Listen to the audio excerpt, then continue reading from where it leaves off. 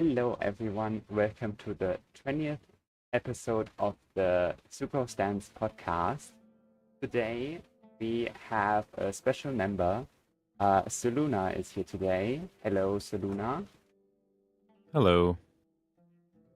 Do you want to say a few things about yourself? You're quite the big Oh, man. I'm big.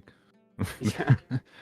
I don't necessarily feel that big in the scope of Genshin content creators. Like I'm not tiny, obviously, but anyways. So yeah, I make Genshin Impact videos. Usually I focus. I do a lot of random things. I do whatever ideas I have, but I tend to focus most on making videos like doing shenanigans with characters, like say trying to DPS Kirara or something. Um, Sometimes it's more normal stuff, just playing around with the character. I got recently in not weird ways, but depends on the character. Um, you might also know me from seeing like a "Can I fix this person's account" video. Oh, yeah, true. Uh, that video series of mine, which I should probably make more of.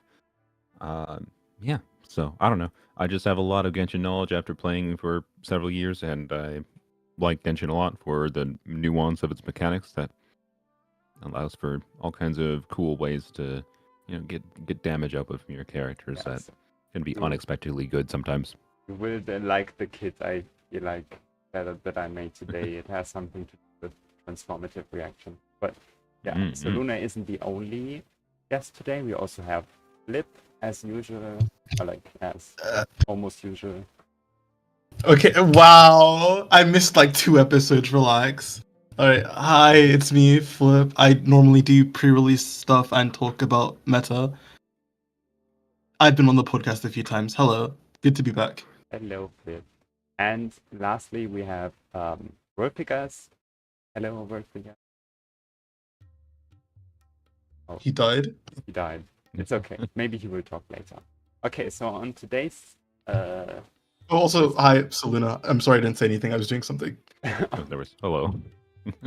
Nice to meet Okay, you. so Nice to meet you too.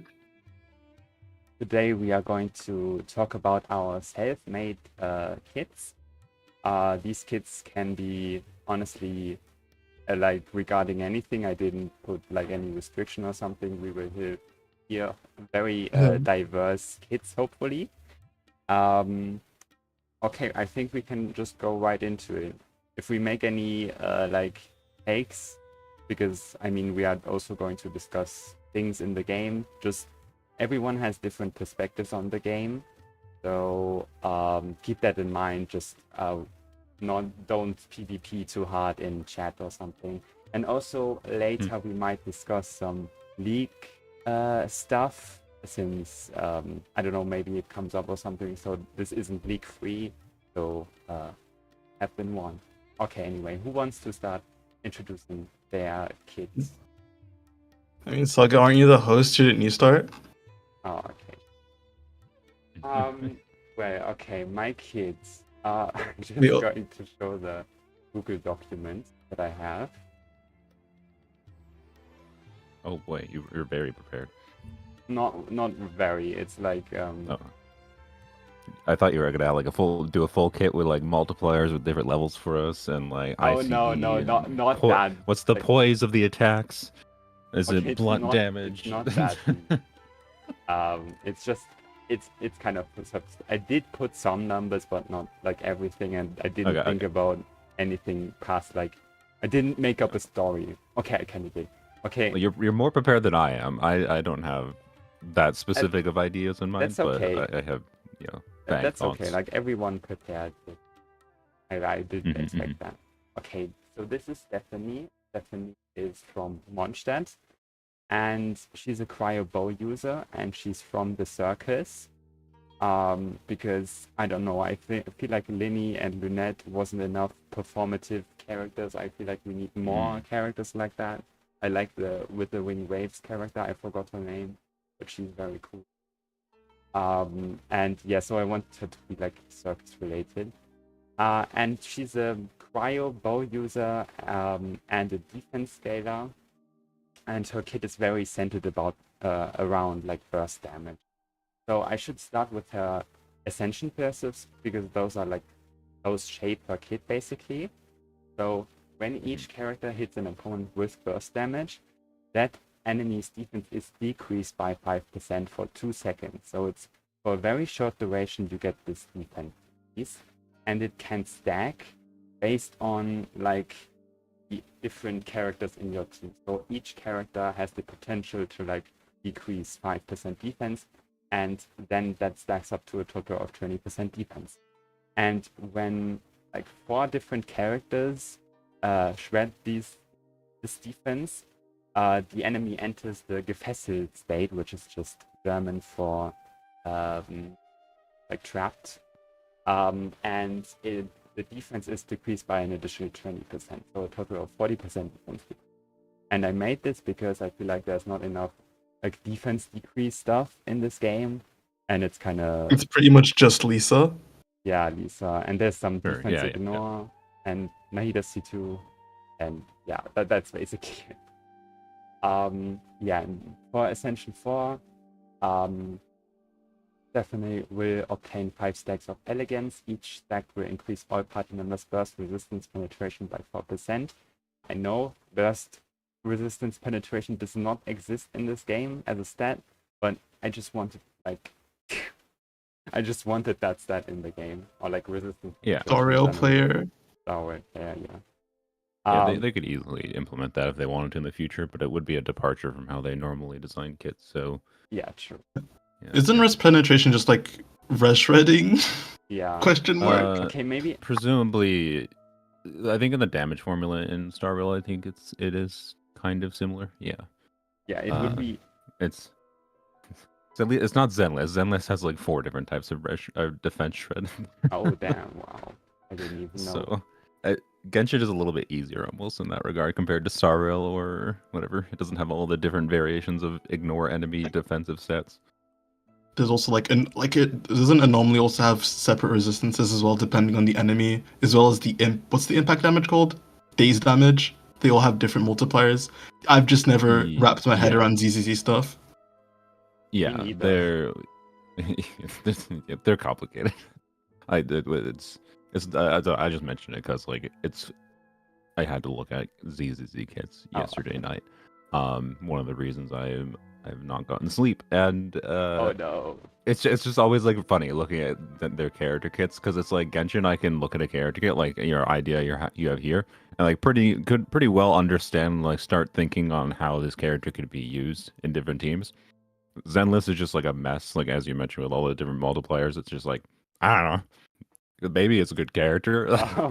Also, only have 3 fucking party members.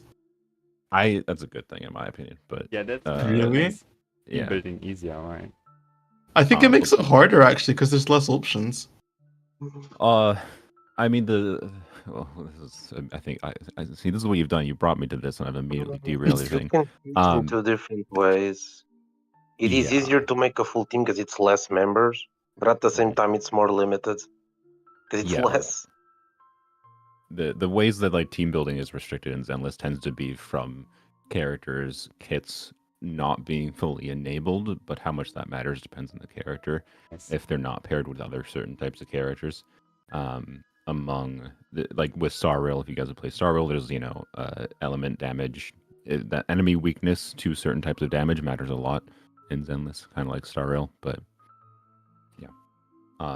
There's also like an actually absurd amount of skill optimization in the game that almost completely invalidates caring about anything other than skill optimization if you really care about how much damage you're dealing, to a level that like the strongest character in the game in some team contests can become twice as strong if you play the team well, kind of thing, and have the knowledge on how to utilize things. So it's complicated basically, especially as far as like, okay, how do you spreadsheet things and evaluate whether or not insert thing here is better or not? Yeah. I feel like skill expression is kind of sad in Genshin nowadays. I feel like the best characters don't really use it off skill, right? Yeah, it's The best I actually have a go ahead. Are extremely autopiloted. No, And I think That's go ahead. Go ahead. I had this like in my head too, relatively recently, and how like having played Genshin for years, I can feel like once you understand the flow of Genshin teams, it's so easy to just, feel like teams autopilot themselves. And I have actively tended to prefer teams that don't feel as autopilot-y. It's if we're going to talk about upcoming characters that have now been officially revealed, Skirk, not brain. Skirk? Escoffier. I mean, Skirk probably will be too, but we don't have her full kit. Escoffier is probably going to be one of the most brain off characters as far as their teams in this game, which is fine. They have their appeal and that has its value, right? Like I play Arlecchino overload teams on occasion when I want. I like having a brain off team sometimes on one side, and then I'll have like a team that requires more thought or intention and whatever. But it's weird, and I had the idea to like see how much like my knowledge and like skill in Genshin matters by having my friend who is very used to playing difficult games. Sorry for doing shameless self-promotion here, but it's topical. That's okay. But I have a video coming out tomorrow that is going to be my friend trying to 36-star the Abyss on my account, right? To see like, okay, how like I have 5-star constellations, a very invested account with builds and constellations, a ton of different team options, and how hard is it for him to just like, okay, log into my account, pick out some characters, can you clear, right? And as a measure of like how much does skill, including knowledge, matter in the game, right? I feel like people actually underestimate how much knowledge and skill you need to play at least a decent amount of the Genshin teams. Because rotations, like mechanically doing a rotation is simple. It's just that knowing the rotation and learning it is the hard part. But once you get it done, it's pretty easy. And it's really hard to like, particularly like as a content creator, it's really hard to like try to communicate, years of Genshin experience and being like, how do I? Because someone can have a question, right, and be like, or have a kit idea, like the topic of this, and be like, okay, how do you think about rotating between different characters when you've never used this character before? And it just depends. It depends on like the cooldowns and how that matches up with other characters. But like you can look at the kit description of a character and start to try to think of ways that they interface together in order to get good damage output. And like I certainly don't make the correct decision on rotating the correct way 100% of the time. Sometimes I get one idea for a rotation in my mind that feels good but is not damage optimal for various reasons. But yeah. And there's actually I just saw Alex in your chat mention manipulating enemy AI. Having knowledge on how enemies work in Genshin is so important, especially lately, as they've done really, really specific enemy mechanics in Abyss. Out of curiosity, have you learned the pillar climb? Just climbing with basically any medium-sized character on the what the fuck is the boss name? The Shalonen boss. Source automaton something. Yeah, the automaton. Yeah. Have you learned the climb? Oh yeah. You have not watched my streams very much. I actively go out of my way to unless for some reason like I need to do some like sweaty optimization, but if I'm doing sweaty optimization, I'm usually more down for climbing. Even if I have Shalonen, whoever in the team that can easily climb it, I climb it manually instead. Want to challenge. Based. And just as a protest of that stupid thing. To be clear, I actually think the bigger problem with that boss is the Night Soul requirement. Yeah, that's annoying. I found about it. And Found out about it recently, and I was so mad. You can either like if you use like a Night Soul character that hit frequently, you can just instantly make it into the pillar phase. But then if you don't, it takes like a whole minute. It's kind of stupid.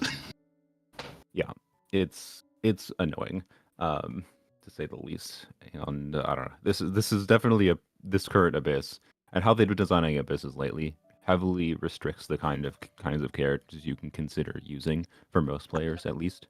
And I don't know. I really want them to add more content in the game. So like, if I just want to play whatever character, or someone wants to play whatever character, and they don't have the investment level required, to use it's a bit hard to use Dia in this current. Not impossible by any means. Like Pyro is valuable in this Abyss, but actually, honestly, Dia.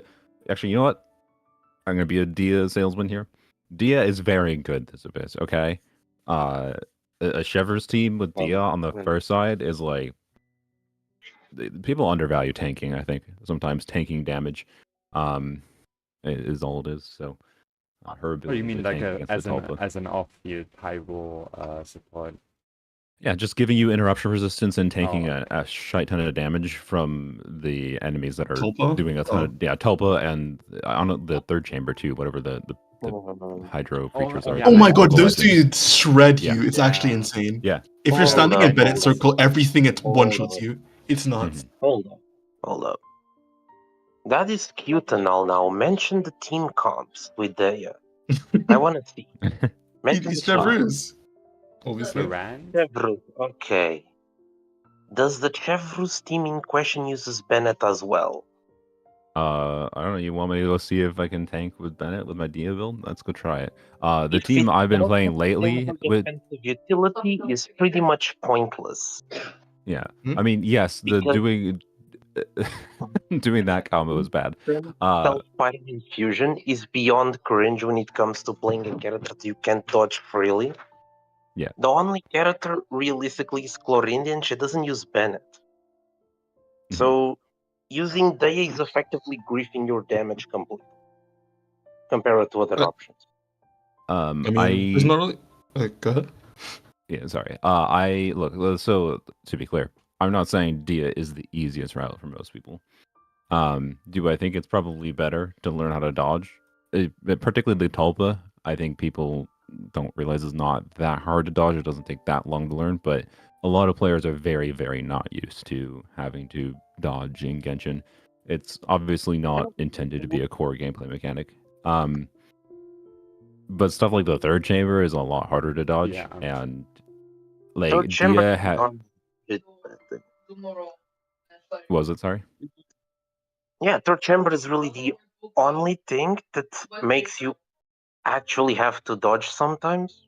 You don't have to dodge everything, but you have to dodge the bigger hits, in which one of them literally one-shots you, even if you're Yeah. outside of Bennett's thing. Yep. I feel like Tulpa And- is also not really nice regarding missing dodges. I don't think Tulpa's that bad, honestly. Tulpa isn't bad, honestly. If anything, the bad thing in this abyss is putting Automaton in the middle of two anti-hydro enemies. Like, what's the point? They should add Yeah, like I feel like another hydro thing. I thought that Tulpa's like attacks are pretty well telegraphed. I don't think I- it's I that do- hard to learn how to dodge with them. No, I think it's actually pretty good. Yeah. The Tulpa is very easy to dodge. Oh, okay. I was just dying with Varessa. mhm. With Marissa, how? She Well- jumps in the air. Okay, You no, dodge no, everything. well, She always got hit.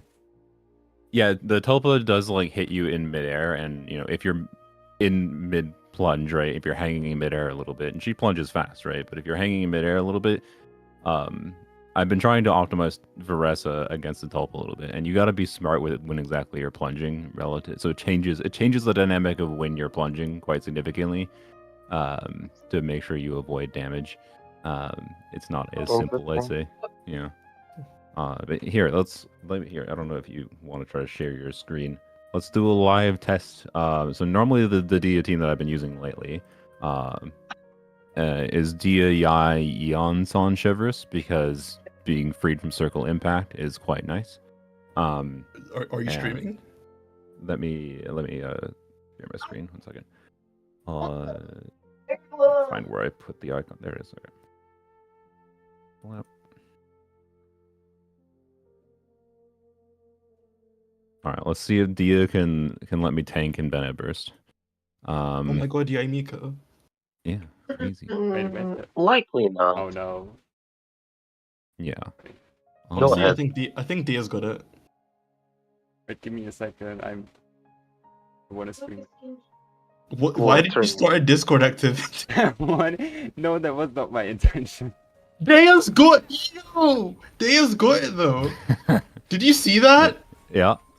Bennett was let's- eating that. We start. I want to see. Uh-huh. This is Now not let's Dia do on the a demo. maximize. This is not like Dia on a maximize tanking build either. Well, I mean, to be clear, she is very tanky on this build, but this is a DPS build with her signature weapon, right? So 40k HP is a lot, but you can reach 40k without.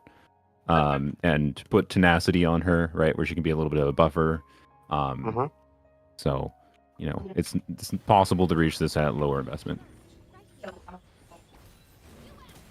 Just this is a team where I purposely play, damage dealing Dea. Dude, did you really just miss all but one of your attacks?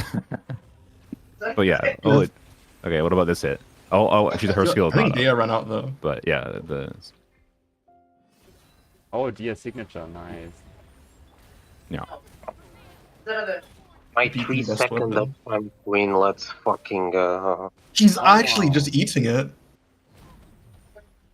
Yeah, that's with him getting vaporized. Like, that's a lot of damage, but I took all of it. So, I would like to issue an apology to Dea. I was not familiar with her game. I will only owe an apology if she can kill Tulpa in under 3 rotations. oh Jesus Christ. With that Do it. specific team? Sure, okay. Do I have to use Bennett, or can I use the team I like playing right now? The same. Bennett, The same. No, Okay, use fine. the. Okay. the Bennett team might technically be better against the Tulpa anyway, so I guess that's fine. Wait, who are you using in place of Bennett normally? I like Yeonsan a lot in that team. Being freed from circle impact is really nice, and it's easy to keep up I shouldn't say easy to keep up Yeonsan's buff, but double electro is nice for particle generation and whatever. Like, I don't know if my D is actually going to get their energy back properly in the this variant of the team, which seems unintuitive because of it being another pyro unit. You would think more pyro particles is better than double electro, but Time. it's also Fav sword. So, anyways, Sorry, I just noticed this. 87 is such a weird stopping point for leveling characters. Is there any particular reason for that? It seems so random. They're def scale. The 87 units are def scaling units. Who I don't play enough to justify level 90 in them. But they got meaningful enough value to spend what I think it's like 60% of the resources, but 70% of the value, or I think it's like 55% of the resources, but 70% of the value of going to level 90 kind of thing. And also then there's cases like Chevreuse. I don't want Chevreuse to be leveled up anymore because it's extremely easy to find her. I know I scroll down and she's right on top of all the level 85 stars. Honestly, reasonable. Is Chiori C1? No. Oh. I kind of wish she was, but I don't even know if I'd use her that much if she was. We don't need to do a full run through. I don't think I'm gonna kill in 3 rotations on Tulpa, not with the Bennett variation at least, because Tulpa movement. See. Yeah. Also, like the Chiori Chronicled Wish is like, it's in 3 weeks. You have the chance. I do that.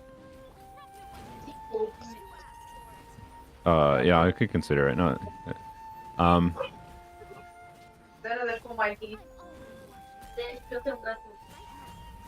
Okay, that's a lot. Okay, Oh, nice. did I not? I might actually make this possible. Imagine.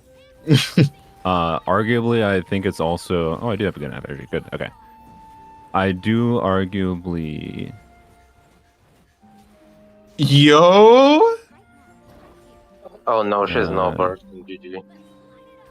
Yeah, this is what I meant by the energy. Is the Chevy built for damage? Like, no, yeah, that's what I was actually going to mention. Chevreuse should arguably be built for damage in this team. Watch out. Finish it. Yeah. That was three rotations, if I can count correctly. No. You know what's funny? I will apologize today for being slower than Kaching. C2, yeah, Miko. Yeah, this is C2 Yai for what it's worth. Also, like, an incredibly good Yai build.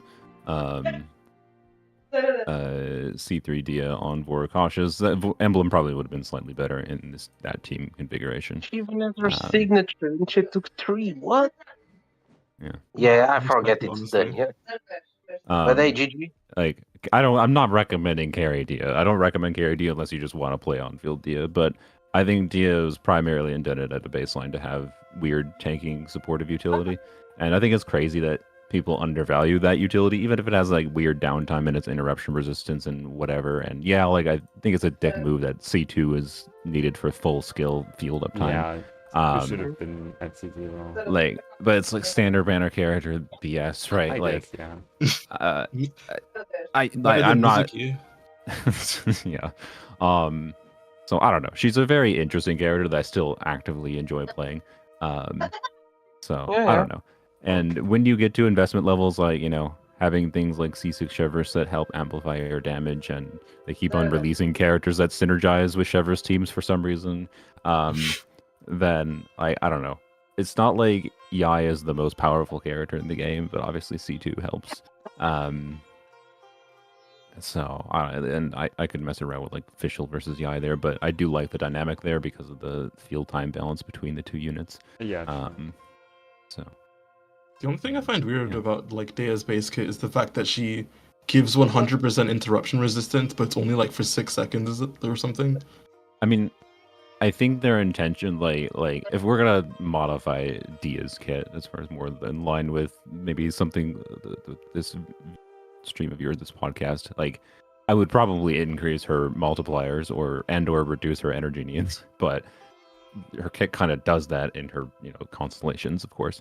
Of course. Because the intention, I think, right, with the balance of the interruption resistance she gives, is she has her interruption resistance, infinite interruption resistance for herself when you're bursting, right? So Yeah. if you factor in like using her burst after the interruption resistance ends from her passive, functionally you have interruption resistance for the full rotation is kind of how the balance tends to work. I think that was their intention with it. I think it's a little bit goofy still, so because it just makes her feel randomly weird if you're doing like, I don't know, her using her in Burn Melt Ganyu, right, for That's interruption the resistance. exact example I was going to use. So yeah, like I would absolutely, if I was going to redesign Dia, just give her full uptime on that interruption resistance. Like why? Like why not? So, yeah. But yeah, I actually think though the tanking ability is more important than the interruption resistance, but it obviously really depends on the team. So yeah. Okay, well maybe we got on a bit of a tangent, I guess. My bad. The You biggest invited me. tangent of all Yeah. time. I mean it's okay. We have the time. We only have like 4 kids, so no. Okay. Well, Yeah. I will just continue then. We were at Wait, before you continue, I want to point something out that has just been catching my eye. Is that what is your profile picture on Google? It's oh wait, I just leaked my email address. No. It's okay. Nice one. It's a meme cat, okay? Nice. The cat It was was just- yeah. I've seen it before, I think. It was distracting me. My bad. Well then, thank you for Okay, triggering a unique transformative reaction will restore 1 elegance stack. So basically, you start. It's kind of like the burning set. So you start the combat with all stacks, and then you have to like still keep going with those transformative reactions to like keep up the 20% resistance penetration that you get in total. And you can't play like you lose out on something when you don't play a team that doesn't have access to 5 stacks, because then eventually it's going to It's your didn't- kid. yeah, but like the 18 seconds, I'm just 18 seconds. Maybe there's some overlap, but yeah. Anyway, it's supposed to reward you for triggering as like many unique transformative reaction as possible. What element was this card again? Sorry. Cryo. Okay. Then we have the skill. 18-second cooldown, 2 particles. It's 2. it's a very poverty particle situation. So you are forced to play this character with 2-piece. or like with anything that gives a ton of energy, basically.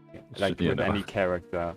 Like especially Raiden. This was supposed to be a kid revolving around Raiden, but I'm pretty sure you can still play her in like 3 cryo or something. Wait, but, did you design a superconduct unit for me? Is this the intention? Yeah, I was. It's also like you're supposed to use superconduct, kind of like you use overload, but it's not a physical carry, because on the last episode I did a physical like off-fielder. But I didn't want to do a physical off-fielder again, so now we have a cryo off-fielder that still wants superconduct, kind of. as one of their reactions. But obviously you can play Hyper Bloom to like max out the thing. That's also something that you could. But then you would kind of need to on-field Raiden to keep up this passive. You want for burst damage to hit at almost the same time to like get as much damage as possible. So it's kind of there's a lot of nuance to the kill, and there's more. There's a lot of if you have this and that, then you get stuff. And for her skill, it's 500% base defense as like the main thing. And then like she swings around a trapeze. That's how it's called, I think. Like in the circus, the thing that you can like grip on with your hands. Is this a 5-star character? Oh yeah, it is. Okay. And 5-star character with 2 particles of generation, and they want you to burst. Oh god. Yes. You're making a 200 character. You're trying to make a character that like seems really annoying to you. Yeah, I will. You will need to like you have to work around her first. Yeah. Like you have to give her 250 energy recharge or more, basically. So she's doing 500% defense scaling off field though. Yeah, that's not that's like when she's on field, but like it's like a one skill Just activation hit, but damage. that's not Okay, the okay. burst. We'll talk about the burst. Okay, so 500% base defense as the main line, and then for every party member with the burst cost higher or equal to 70. No one is using this character. Good lord. It's okay. Like she has all these restrictions, but instead she does a ton of damage. Like that's her. 90 burst costs. Uh, I'm sorry. I can't get over the two particles generation 90 burst costs. I think. yeah. I mean, we can. Quadruple Favonius teams. Yeah, Favonius weapons the team, the character. Okay, wait. Increase this damage by 250. So Wait, does this character introduce a 5-star Favonius weapon? Critting generates 20 clear particles. No, the sorry. signature is basically just more damage, and also kind of fixes her own energy issues. But I didn't think about the signature. Okay, so increases this attack's damage by 250%. Wait, this is supposed to be 1,000. So it's a maximum of 2,500 base, not base, but like defense. Why did I write 500 defense? 1,500 defense for sure. That's it. That's for reference. Wait. I think Shilonen. Yeah, I was gonna say that. I would assume you probably need to.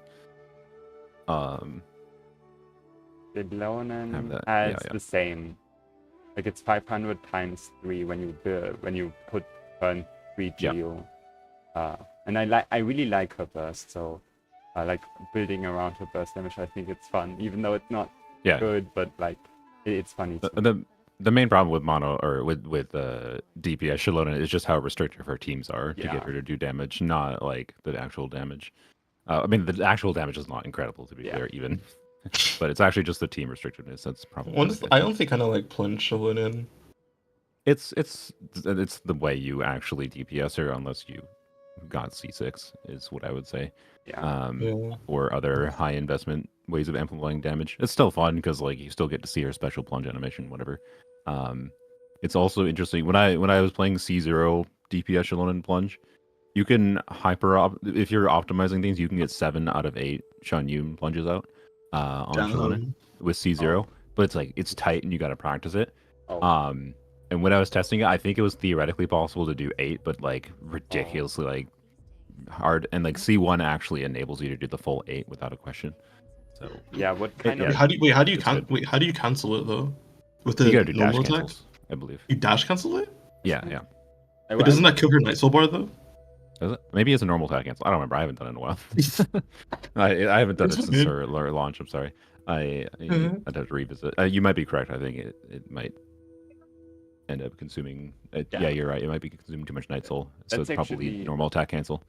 The main thing that makes me mad about carry shit that I can't like dash. You can And then dodge. it comes- You have to yeah, literally just face tank everything. Yeah. Yeah. At least she did. I really like that they gave her defense skilling though in her normal attacks and whatever, even if they're kind of whatever. It's cool that she has a semi-competent DPS play style.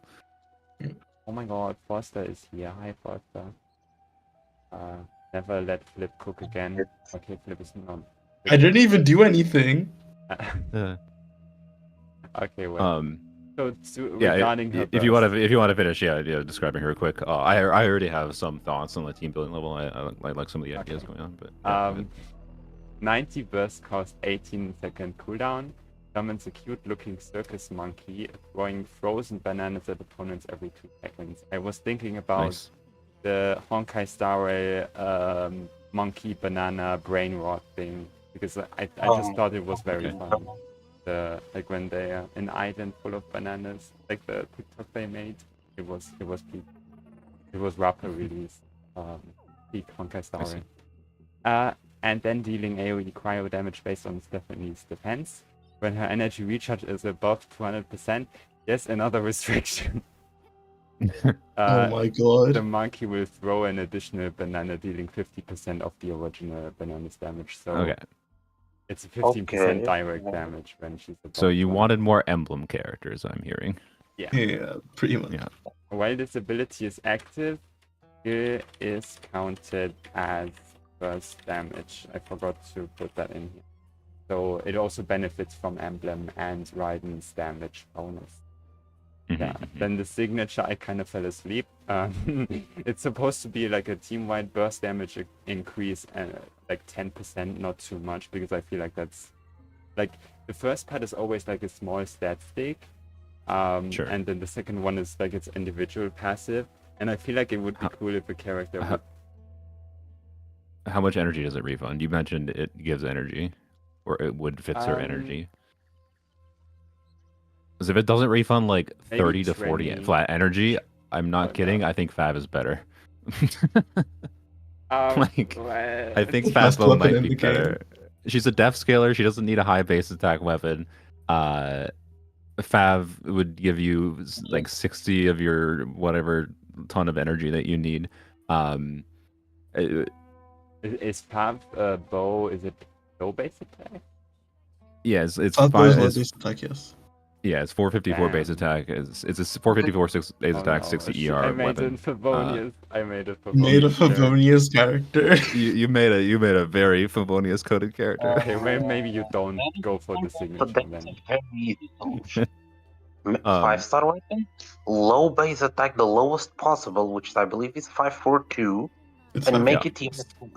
So you can go like 80 or 90 ER That's true. I didn't. just in the weapon itself. I didn't even give the substat. Yeah, we can give an energy recharge substat, and then How is there even a low base, super high ER weapon? I don't think that exists. no, it There's not a doesn't. single one yet, but I believe it could reach 70 to 80 ER if there existed. I think I believe that is correct. Right, That would be more than enough, especially for a And- character that looks emblem. Unironically, if you're releasing a 5-star Fav bow with this character, like, you know, it's just Fav bow, but it gives more ER than Fav and has more damage stats. Like it's Fav, but also like gives a bunch of crit in his passive and generates more clear particles, but it's like only on this character. That would be a pretty good supportive character. I wouldn't make it only Favonia's XP. I would make it an actual buffing weapon. Weapons that only provides energy don't age well. Well, Are you sure? Favonius has aged well. It's like the best weapon series in the game. Yeah, look, you're gonna make me have my yap about how I found Favonius bow to be better than Elegy in a team where like Elegy causes a significant damage increase, which is DPS line down. If But energy passive doesn't work, why would you use it? That's just plain out stupid. Wait, I'm that sorry. doesn't work. so, anyways, is there important constellations? I mean, this is the 5-star character, so don't know, you can before I give some thoughts on the character kit, because I do have some Oh more yeah, I meaningful thoughts. I think than energy. The energy is just a focus, because like this is what would cook this character. Why people like so Jeff would say this is a bad character. I'm just saying, but I'll get to it. Saga, you made a Raiden Favonia sport character. That is what you've created. yeah. I mean, it's peak. I just That's I fun. like it. This is the kind of If you character can kit I question want to them. see them make nowadays. To be honest, I want some weird arse characters like this. Yay. Make the people to But- touch us Favonia's weapons drool themselves. Yeah, maybe Jeff would love it, because he does tend to be a fab salesman. okay, but like Wait, what's the school code on again? 18 seconds? yeah, everything is 18 seconds. Yeah, it was cooldown and literally, post cooldown is Hmm. 18 it was literally What if you Raiden. run Thundering Fury? Since you're doing so many transformative reactions, I mean, Hold yeah, on. Actually, this is an animo character, wait. Can you or trigger, sorry, it's a cryo character. it's a crowd. so- Yeah. Can you trigger your TTF off field? No, Yeah, you right. can't. So. Because she's an off Can you? like, Wait, I think you. I have no idea. Wait, I don't think you can What? now. I actually, Well, I think don't it's know. only one field. One. I can go test this quick. Fairly certain you count. my burst. If it could be Test. triggered off field, it would state it. I'm pretty sure. My C1 and C2 very boring. I'm TF? sorry, I just What? Yeah, Thundering Fury doesn't work off field, right? It doesn't work checking. off field. Yeah.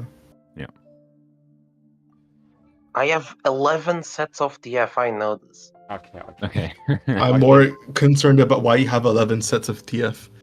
I have Okay. told you like years ago. Yeah, years ago. And it remains the same. It's the same reasoning. Nothing It's changed. Shino. Shino? Okay, we're Wait, do you have a C6 Sino yet? He hasn't rerun yet. Wait But until when Chronicle he Banner. is, I will notify everybody. They'll probably We're do gonna make Sumeru Chronicle Banner by the end of this yeah, year, I yeah, bet. true. Yeah, they did like the Inazuma Chronicled banner way faster than I thought they would. Yeah. Considering the Liyue one was a few I mean, the patches Inazuma ago. one was rumored a while ago, I think, but it was like just a random passive leak of there's an Inazuma banner coming, and people were like, okay. Or I think it was someone actually just bullshitting. They were just guessing. Yeah, they might have been. I don't know. I don't think I'll look into it. Chronicle. I find it I, funny. I can predict right now there's going to be a Mondstadt Chronicled Wish. Not going to say when, but it's going to happen. Yeah. I think it will. I think they need to do Chronicle Wish for each region of characters at least once per year, in my opinion. Yeah. Oh, that's yeah. I originally wanted the Chronicled banner to last more than 20 days. Like Yeah, 40 It that's should. days. It really should. It should last the whole patch. There's no reason Yeah. why it shouldn't. If not longer. It should also cost fewer wishes to get 5 stars on it. True. I think Yes. the whole patch is perfect. The whole patch is perfect. Yes, I agree. Yeah, but the moment they like put a character on Chronicled Wish, they're basically just admitting this character is inherently just less worth it than having a dedicated banner. There's no reason that it should have the same amount. Yeah. Yeah, but- which is but- why it should be cheaper, especially because wishes are more valuable on Or, the banner. 'cause or it's even just make the Chronicle or Primogems Radiance. cheaper if you don't want to lower the pity. Like make the Yeah. Primogem cost of it cheaper. Yeah, you could do that too. Yeah. I'm wondering I don't why know. Kazuha is on there though. Like I was Because gonna. Chilonen is better. That's why. they Obviously. can always introduce Kazuha back, like as a. I mean, strong yeah, unit. like Yeah. they've clearly transitioned to designing content around multiple waves of enemies, which were so like this situation with there being like enemies before bosses and whatever. Like it, Shilonen's buff transitioning between waves and not having to deal with animal mechanics just makes her so much better for the average player. I think Yeah. as far as buffing value goes. The only exception to that is when they're once every year doing AoE Abyss. Kazuha was probably kind of like Kazuha was very valuable in the Animo Abyss, the Music Abyss, right? Floor I 11 know. of this Abyss, he's great, but Let me Sucrose also tell you exists. one So thing about Kazuha in that abyss. In almost every composition where Kazuha and Chilonen could coexist, Chilonen won every single time. yeah, Wait. that was Grouping is impressive. overrated. Was this C0 without weapon on Chilonen? Both were C0 R1. I will say that was my findings when I got Shallonen C0 when I did testing, like direct Like, comparison. she Was that wanna just camping the R1 head Shallonen, her on- signature weapon, was enough difference to basically make her objectively better than Kazuha, essentially always. I agree. Without It's her more signature weapon, it's a so little different. that every single enemy just kind of ran at you. Plus, first chamber, they were all grouped anyway, so Kazu didn't do anything. Mhm. It's more so that Shilonen have high enough uptime and doesn't need to be constantly refreshed or needing to burst to have actual uptime. Yeah. To the point that even in situations where grouping should matter, she wins. Yeah. Because of that. I don't disagree. I was surprised like how much better as soon as I got her signature weapon, because like Kazuha did feel better in aggravate context, C0 versus C0, but as soon as I had her signature weapon on, even aggravate, right, where Kazuha has more potential strength for his Yeah, personal true. damage contribution and whatever, and electro infusion on his burst, yada yada, like Shiloden just generally speaking felt better. Gives more flexibility with like rotation dynamics and whatever. So like I prefer Shiloden with like Sethos, for example, when doing Sethos is like the main context where I play aggravate nowadays, realistically, which is interesting. Set but, this the goat. yeah. Okay, So I'm telling you, like all the teams I used to play aggravate, and I just no longer play anymore. So it's all just whatever. Yeah, other than like Emily burning aggravate teams, but that's weird. Quick Also, burn, Burn. yo! Yeah. Okay, well, Kino's ball. we have a late guest, but we are still happy. Martin, hello. Yes, hello. Sorry for the delay. I was too caught up in preparing like for the podcast that I completely forgot we changed the time. No, Sorry you're for late. that. Leave. It's my Get fault. out. That's okay. That's okay. But I am not missing a podcast where Soluna is here. Hello, how you doing? Hello, Martin. W glaze. No, don't worry. I won't tell him I've been watching him for 2 years. I won't tell him that I watched every single stream he made. Don't worry, I'm not fangirling. Oh wow. He Oh wow. always said, Yeah. I thought I recognized your name. Yeah. Okay, well, Um. yeah, Martin, you can So- introduce yourself, I guess. I mean, Usually- there isn't really much to introduce. I'm just a guy who likes to theorycraft about unconventional teams. You can guess I got my inspiration from actually you, Soluna. Nice. And generally speaking, I'm just like really grateful because you shed a new light, or a breath of fresh air in the game for me personally.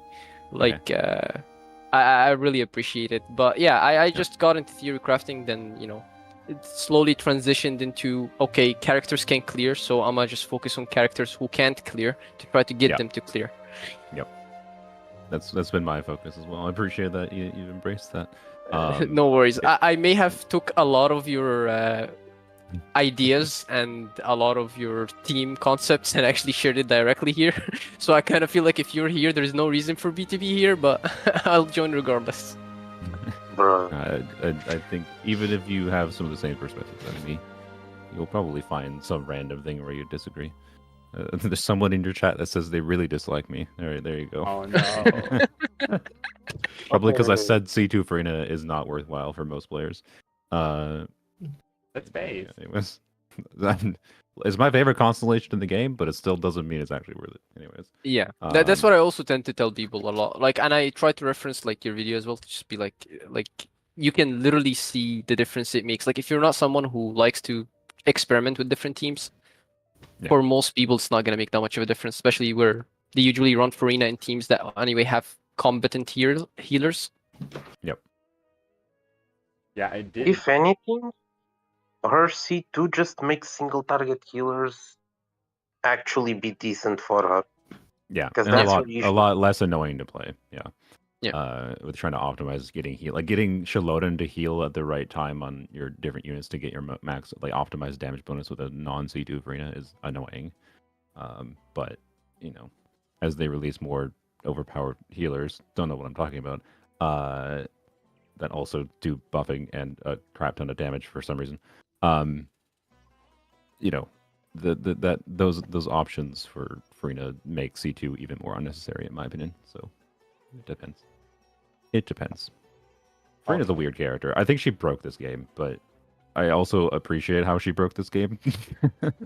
That's like, she uplifts so many characters, but I also hate how often it's like, I gotta use Farina to make this character deal enough damage. So yeah, I don't know. Well, I mean, the video of mine that has the most attention is me, like, kind of criticizing Farina at well. Yeah. But yeah. I mean, she deserves it, but you actually like agree that like, people can perhaps overrate her, or do you think that she's always rated fairly? People overrate Farina, you mean, or was that your complaint? No, do you think people overrate Farina, or do you think people underrate Farina, or neither? I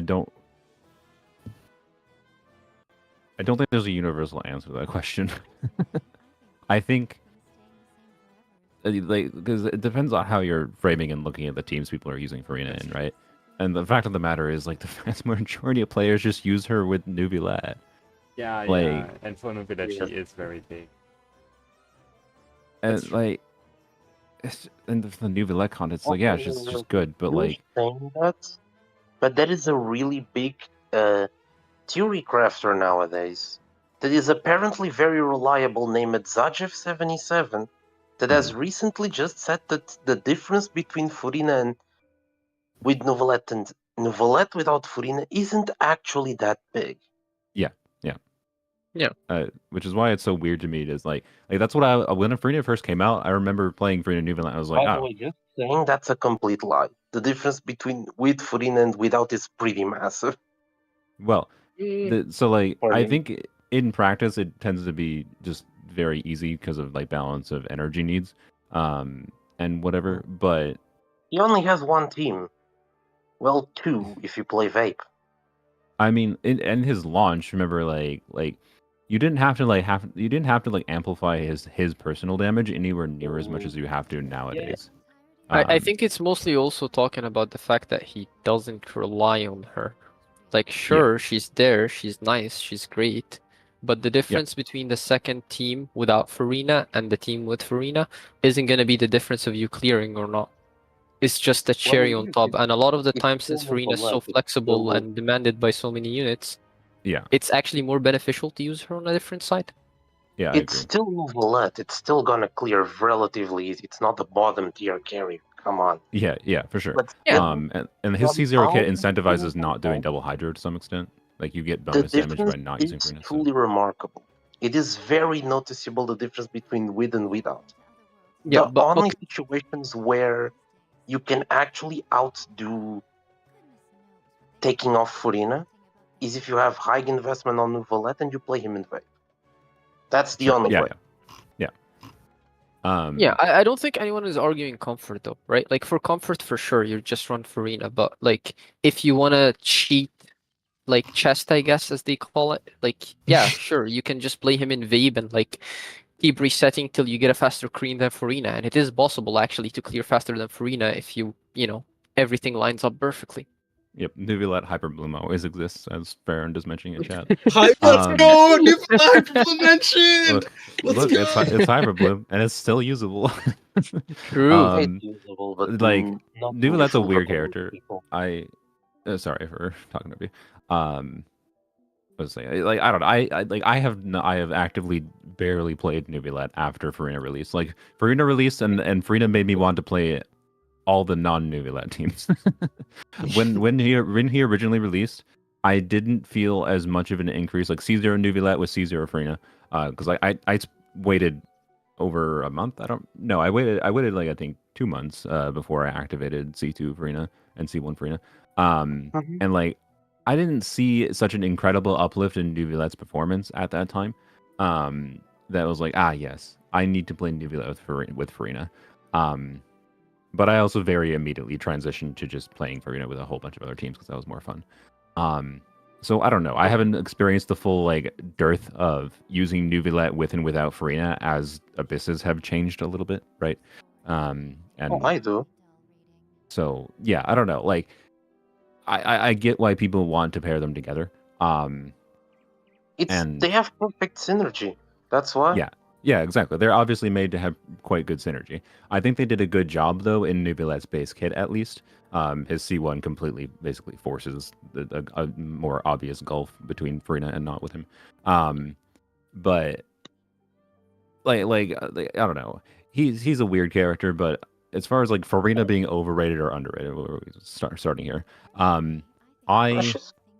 I think she is slightly overrated maybe in Nubilet context, but like not really. Is kind of the point I think of this conversation that we probably reached. Outside of Nubilet teams, it's a big old it depends, I feel like. Where ultimately she tends, assuming you can figure out your healing situation, which oftentimes you can. I think a lot of people still to this day undervalue the potential of doing a healing build on Bennett. With true, Farina, yeah. and don't do like that. how For quickly some he can reason. build up damage bonus with her, just swapping and like slightly like weirdness, like choosing to use your Bennett burst early, which is like losing some uptime on your Bennett buff for your on fielder, right? But doing your Bennett burst early just so that as you swap between your rotation, you get the heal going and get damage bonus, right? Faster. That is that, yes. So It depends on the carry. If it demands it too just much depends. field time, it's likely going to be a damage loss. Yeah. But if it's short field time, it doesn't matter. Yep. Yeah. So it depends. She's a mess of a unit, but I think they did a good job in some ways of designing Farina. And Farina's complication is what healers exist on your particular account, and what kinds of teams does that create with the reactions you want to trigger, right? And I guess my main critique talking about her was like the difference between her and other options, like in a lot of the newer good teams, that I don't think like that Farina might be like the like she's too far down from not too far down, but like I feel like for the newer units like Chaska, Marika, that's only for the newer units, but I can feel the difference between like playing Farina and playing their best in slot team by a decent amount. And I feel like people kind of overrate how close. Wait, what do you Farina- mean like by Chaska's best in slot teams? Because like Chaska's best team is Muika Bennett Sitlali, Yeah, and like I come mean, on, that's Yep. true. That's true. But I like any Chaska team that Wait. isn't Muika Bennett Sitlali, in my opinion, I notice a very large gulf between Farina Actually, and non-Farina. It's Flip, here he comes. Jansan Movika Sidali. okay, cool. Is Eonson Muika Sitlali? Okay, sure. Yeah, okay, sure. It's Just I to be guess that makes pretentious. sense to be slightly better. Yes. It exists. Anyway, if you have a C6 Eonson, which surely you do. Yeah, Okay, I mean, wait. I do. I have a But, C5 actually. It's Oh, Yeah. Rip. to be fair Anyway, to add- should we go ahead? But I was gonna Yeah, just sorry to say we should maybe try to keep the stream a little bit more on topic. The chat is requesting it true. too. But I will just yeah. say this and then we can go back. Just regarding that, I will say that like with C1 and C2, I think she's a lot closer, but people kind of forget how Sure, yeah. well Farina is like, because everyone Yeah. has C1 and C2. It was Yeah. Okay. I don't disagree. I think some people are overrating her because of that, and like that's a problem I've noticed on my account is like, I do use her more often because I have C1 and C2, and that's part of the reason I wanted her C1 and C2 originally. Yeah. Is for that team building utility, and she becomes worryingly omnipresent without it. But having talked to Tars Blamo, who does even more hyper optimization with lower investment teams, he purposely leaves his Farina is just not C2 at level 80 kind of thing. Oh wow. And he goes out of his way to try to avoid using Farina, unless he has to in his video ideas.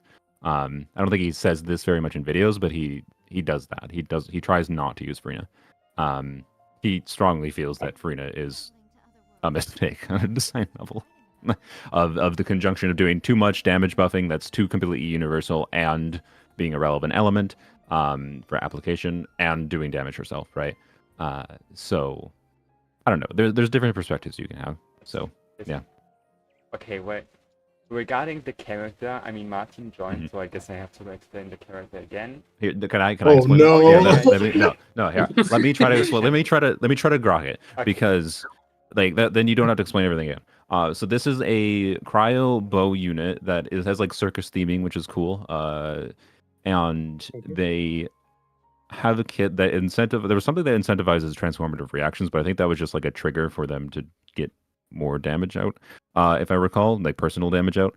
It wasn't anything that like inherently changed what like buffing transformative reactions directly. You had like burst resistance penetration, so I'm gonna say that's equivalent to res shred, but only for burst damage, which is interesting. I like the idea of that. And then the character wants you to be playing with a bunch of high energy characters, so the intention is, the high energy cost characters makes this character do more damage with their burst. Their burst cooldown, or sorry, the cooldowns are 18 seconds, which is fine. You changed it to 3 particles on the skill, which is the 90 cost burst with a cryo unit that probably is not very often doing double cryo, I'd say. Yeah, that's like true. I even with energy recharge ascension as a 5-star character, I think this character's energy cost is awful. And that heavily limits this character's utility, but obviously the intention is to build with emblem. So this is a character that would require doing some calcs on for me to properly evaluate, to be clear. Is kind of my point. I think they're a very interesting idea, right? The idea of a damage dealer doing some decent def scaling damage, which is cool, and having synergy with burst focus units is good. Even if the exact balance on like energy costs or whatever isn't necessarily there. I do like the idea all around. I will say that I think, transitioning into my personal opinion on this more, I think this character is extremely 4-star coded as far as how current Genshin character kit design goes. Like if I was reading this character and I found out they're a 5-star, I'd be like, excuse me? But like But yeah, I think that's not me condemning this character. That's actually just me saying I kind of like this more. Oh, okay. Just because they tend to only do really weird ideas in 4-star kits anymore, is kind of more what it is. And they tend to have very significant downsides in their kit that restrict their potential utility, but also makes them more interesting to try to figure out how to make them work. And I think the idea of this character that incentivizes high amounts of burst usage is actually better for a 4-star team anyways, or for a 4-star character anyways, because I really dislike teams full of 5-stars that all have to burst. Because you just have slideshow impact, right? That's where true, you're yeah, burst spending 12 animations. out of 20 seconds in a burst animation. So not having a burst animation for a unit that incentivizes like bursting constantly is, I think, important. I would vastly prefer this character's kit idea as a 4-star character, even if they're more underpowered than they would be for a 5-star. So I don't know if the exact multipliers are there for a 5-star or not. I think this is actually a cooler idea for a 4-star anyways. I don't know if the transformative reaction stuff matters really. Like it feels like there's kind of 2 things you're trying to do in this character kit, and being that this character is a cryo unit and the relevant transformative reaction for cryo is superconduct. There's not that much in this kit that makes that too relevant. Like if she gave cryo res shred, maybe a slightly different story because that would buff superconduct.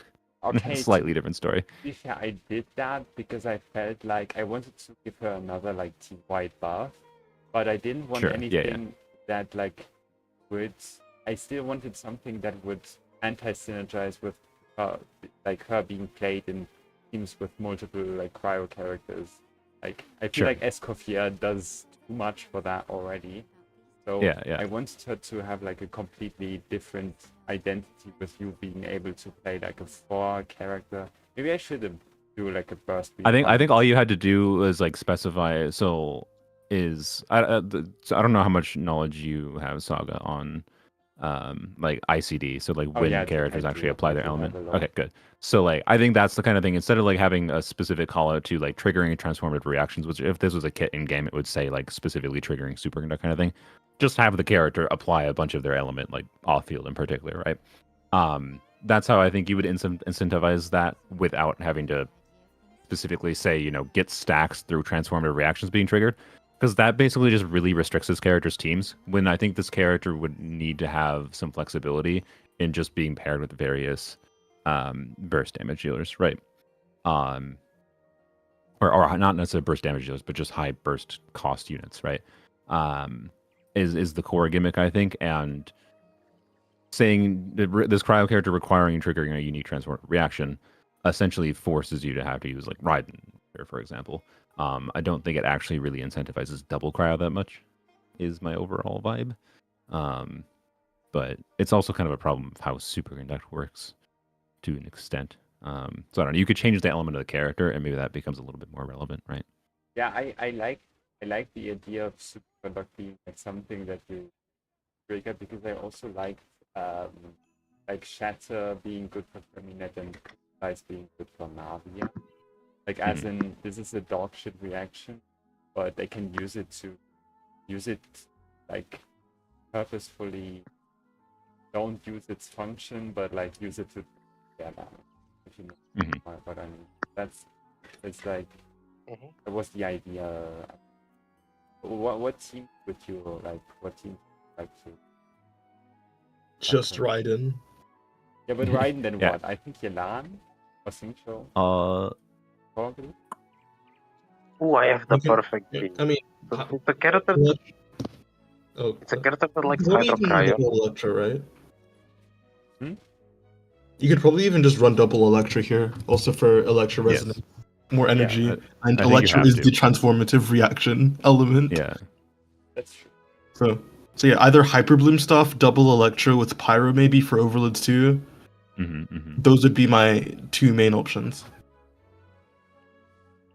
That's kind of what I was thinking as well. Hmm. I would probably try to make use. I don't know exactly what their cryo application would look like. I do think that's probably the most interesting idea, is do some weird overload featuring some additional like overload and melt shenanigans, depending on how the timings of application work out. You can maybe make something work.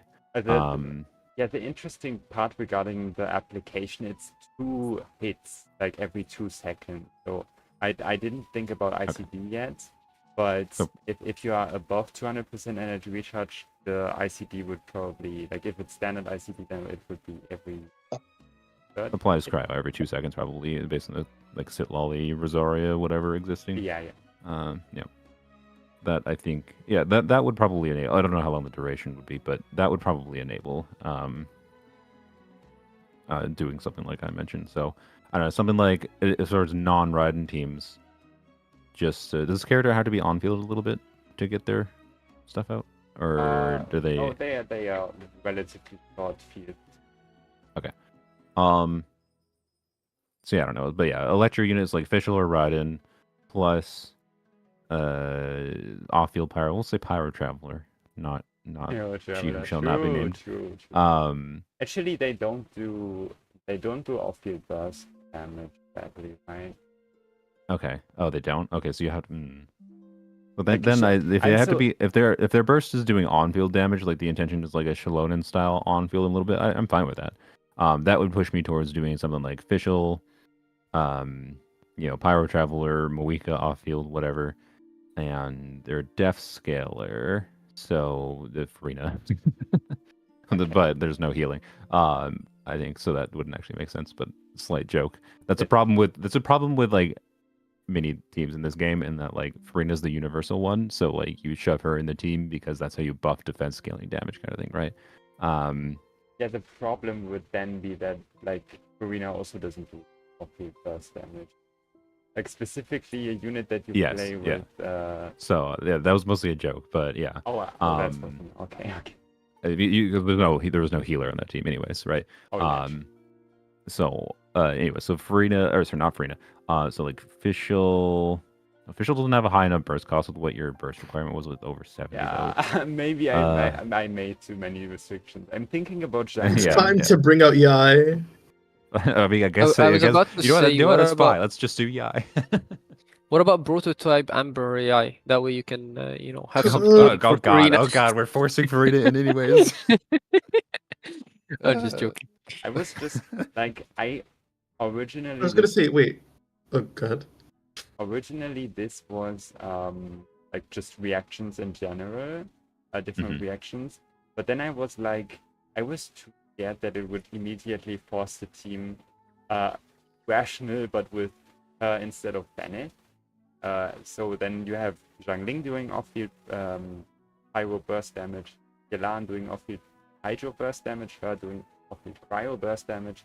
But I kind of don't like the idea of you being able to like vape or melt Zhang Ling's hits, even though maybe I guess. But like I don't I want mean, her if to be the team's carry.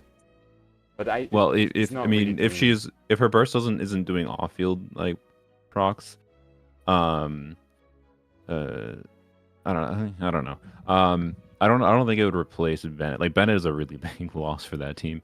yeah, but If you you're doing also Ride National, so Bennett specifically doesn't want Bennett in the team because she has like the 70 restriction, so Bennett isn't. Bennett would be cost, and Bennett wouldn't like give you this sure. 25% more defense.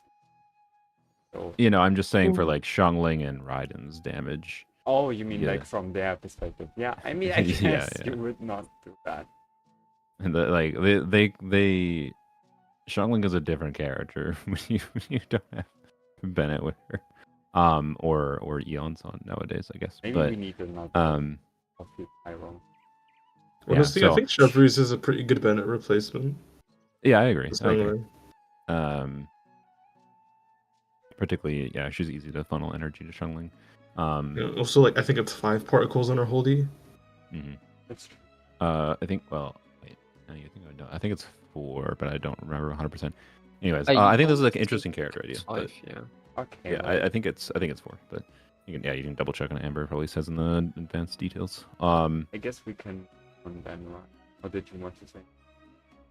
No, I was just gonna. I was actually trying to end this conversation about this character. I think it's an interesting idea as far as the concept. For instance, this is titled "What kits does Genshin need?"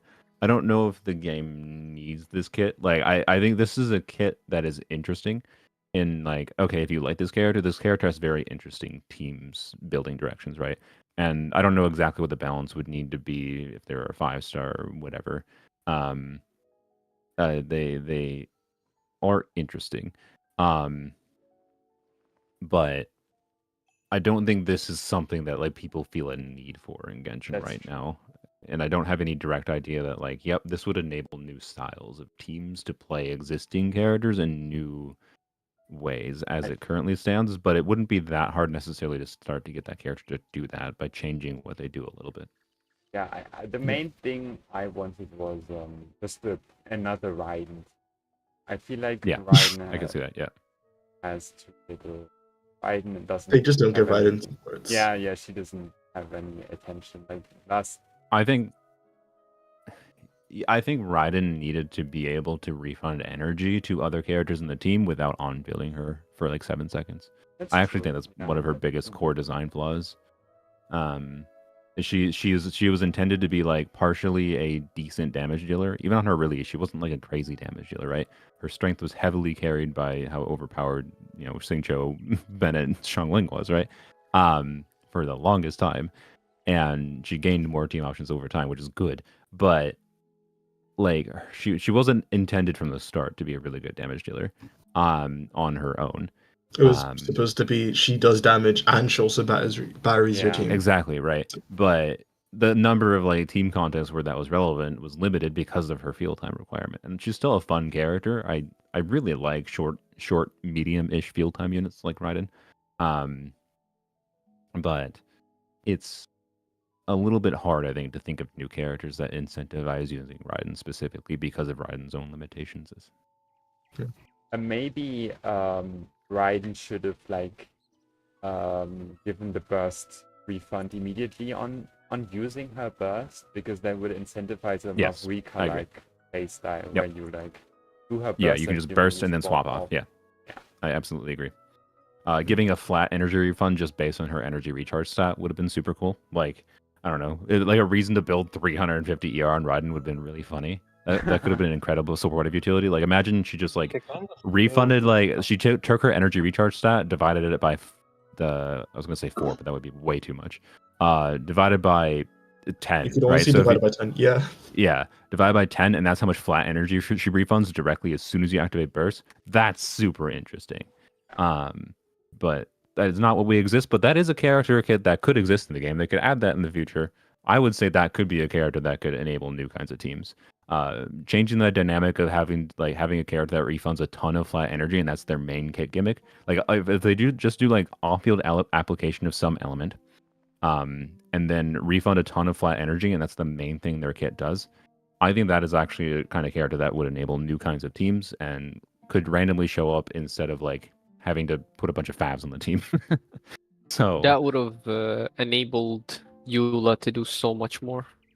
yeah, like an off-field electro that refunds 35 flat energy. My God, Eula would Yeah. like off-field team-wide electro healer. Like they just do team-wide. Like this is like a team-wide electro healing, flat energy refunding of like 30 energy, and no damage, but do electro application off-field. Right there, you go. Is this your That's- kit? Question that's mark? Okay, It's almost similar to the one I had in the episode 1. yeah, let's stay away from that for now because you might be bordering my idea for a character here. Oh, whoop. Good lord. Wow, guys. It has been 1 hour and 15 minutes, and we're only now finishing the first kit. This has to be like record Wait, really? level. Damn, I thought you guys Record-breaking already levels like of were done with stalling. the characters since you guys went No, to a tangent you about didn't. different things. This is the They invited first me. one. They invited me. I'm sorry. And then one more kid. Oh my Let's hear god. the other kids. Did you prepare any like graphical things? I guess it's not time to admit. I lied. I did not have time to prepare a kit. Okay, well Oh, then damn. you My bad. kid. Okay. I mean, I just gave, but like this is what happens with me. Like when it comes to like kit ideas, like it's just in the moment always. I don't tend to write them down, right? Oh, It tends to be like, yeah, how would I change insert character kit slightly because of something that pops up in a live stream that someone asks or whatever, and then I have a tangent that lasts 30 minutes and thinking about it. So what I just mentioned, I think, is an interesting idea. I'm just going to go over some of the baseline ideas because of the topic of this being what character kits, what kinds of kits does Genshin need? So I think this is fundamentally pretty simple things. So I'm just going to illustrate some examples of like things we don't have in Genshin. One of them was like a team-wide electro healer is something, an off-field team-wide electro healer is something that the game I do think has reason for existing. And I'm surprised doesn't exist as it currently stands. Or wait, doesn't But- Dory do that, or is it not team wide? It's on. It's Dorn- team-wide, but it's on-field. So Mm. off-field. Even is at the difference. C6, you need to on-field her a bit, I suppose. Yeah. Yeah. Yes. So, but one of the things, and this is something I think was a missed opportunity with Lynette's kit. I've said on stream many times. A charge attack buffer. On the simplest level, I think take a kit like Lynette's and change her like 15% attack buff to 50% charge attack bonus or something. There is let's see if I like go to the character filter on my game right now. You could probably show my Discord stream. Let's do character archive. So real quick, go through like units that do charge attack damage, and not necessarily like, oh, this is the best playstyle for them, but like, yeah, Neuvillette? Amber, no, Neuvillette, God, yes, please. Ito, Another Neuvillette buff? yes, Ito would be an interesting context. Yeah, Hu Tao for sure. Ganyu is a charge attack damage dealer. Yanfei is a charge attack damage dealer. Linny is a charge attack damage dealer. Yep, that's part of why I like mentioned Lynette. Ganyu? Yeah, Ganyu. I mentioned, kind of went over here quickly, but yep. Yeah, no. Well, okay. I mean, Sethos. How but- dare we forget? Oh yeah, duh. Exactly. Sethos. It's true. Is there anyone else? Sethos for sure.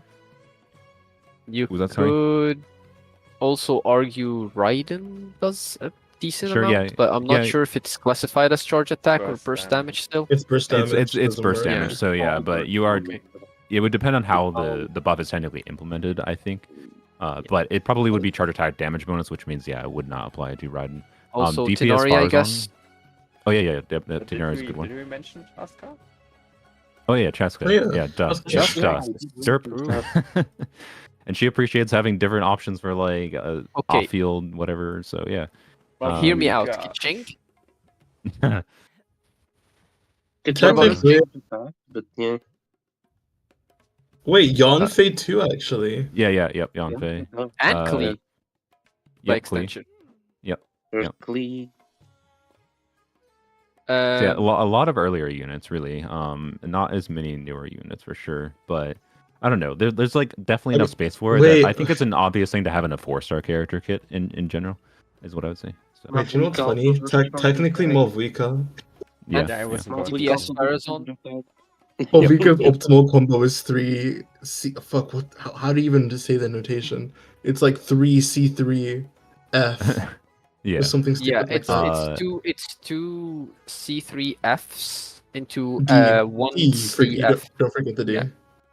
I mean, you can technically, depending on the ping and situation, but yeah, D would probably be mandatory for most people.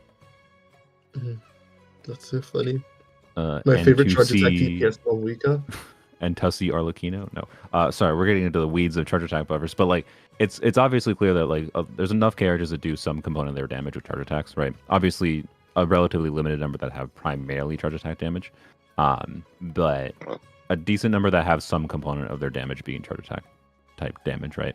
And it feels like it's been an obvious void for years, in my opinion, that there isn't just a charge attack buffer, and so a charge attack buffer, like, you know, let's say we know Dahlia is a Hydro unit component, right? Yeah, sure. If Dahlia really? applies, The Hydra vision? Who would have thought? yeah, that we know. So this is not leaked information. They announced this. We don't know anything really about his kit, to be clear. Yeah. But if we talk about like Hu Tao teammates, Hu Tao, there will basically never be without getting into the nuance of like how melt timings or application consumption works. There will never really be a real melt Hu Tao team because of how Hu Tao applies pyro. Yes. And how the cryo consumption works when you apply pyro on top of cryo, and it is essentially impossible. So outside of like you get a couple melts on Hu Tao and then it transitions to Hu Tao is enough applying pyro for the cryos to melt. That is a team you can do. I'm not going to do it on polearms only soon. It can work, but it's not really the way to amplify Hu Tao's damage. So you still do vaporize Hu Tao. So more Hydro units options for Hu Tao would help her. So Dahlia is like a 4-star Hydro that buffs 50% charge attack damage bonus and applies a decent amount of Hydro, at least so you can do double Hydro either with Singcho or Yelan or Farina. That's interesting, right? And could uplift Hu Tao relative to, you know, current day overpowered pyro DPSs, right?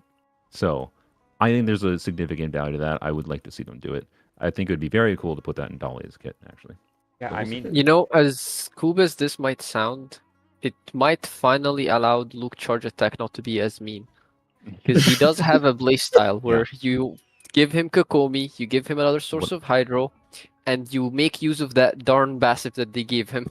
Yep. And What about it also Mona functions. has the same stuff in her kit, by the way. Like her constellations actively incentivize charge attack damage with C2 and C6 and like And it's also, stupid, someone mentioned in the chat, actually, Kinkle mentioned Noelle. We completely forgot about Noelle. She Oh, yeah, would yeah. love Yeah. Noelle to have not Beyblade. to do normal attacks with the Elan. You just run Farina and the charge attack buffer, and you just Yep. spin.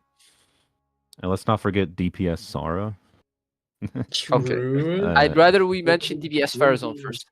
No, I mentioned DPS Farazan initially okay. before, but yeah, you did too. Yeah, DPS Farazan is already doing a meaningful amount of charge attack damage, so yeah, absolutely. The true goat. regarding that, I feel like that's definitely something that we need because we have a normal attack buffer, even though A she's plunge like not buffer. insane. Yeah, we have a plunge buffer, we have a skill damage buffer. Yep. I guess C1, C3 the go. Okay, control. But yeah, I mean, we kind of have. a Let's skill not damage talk buffer. about Citrine, please. Let her be. Then burst damage buffer, I guess that's right. I think Biden.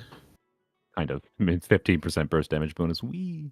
Wait, My- is it my 50%? only- Or is It's it, I like don't know. It doesn't matter. 27% when you. Wait, cancel Shenhe too, defiance. technically. Oh, yeah. Technically, yeah. My only issue with the characters, how would you balance it due to Nouvelette's existence? The Make them a If it's Hydra Hy- character. Yeah, if it's a Hydra yeah. character, Again, then- make him Just make them a Dahlia. Hydra Dahlia.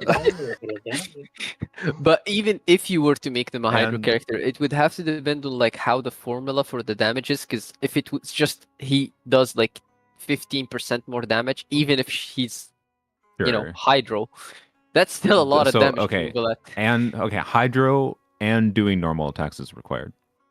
Because What? most characters, I know that seems What? weird for the charge attack buffer, but Oh, maybe Remember, like most- the normal attacks build up a stronger charge attack, something like that. yeah, it could be some gimmick like that. It could be also just because like a lot of characters, I don't think that's inherently problematic because a lot of characters when they're doing charge attacks are doing normal attacks anyways, right? Yeah, which Ninja I And was- you see going Nouvellette, during normal and attacks, you see yeah. Nouvellette. I mean, look, if this Maybe character meta? to get him to be usable with Nouvellette forces you to do N2C on Nouvellette, look, I think we're fine. I do not think this character would power creep Nouvellette. Okay. N2C Nouvellette would be the funniest fucking thing ever. Chat said cooldown reduction would be cool. Yes, I had yeah. that on my list. Yeah, Well, more cooldown options for cooldown reduction. Yeah, Oh, guys, about cooldown guys. reduction, I wanna I actually ask think they should. something really quick. Yeah, go What if they created an abyss with like 3 billion HP everyone, but everyone had 80% cooldown reduction? Everyone. I don't think uh, that would do anything. it wouldn't do much. You'd How- be how limited fun by would it be? cooldowns. That's actually or very not, funny 'cause- Sorry, not cooldowns. Animation Energy, times. yeah. And energy. Yes.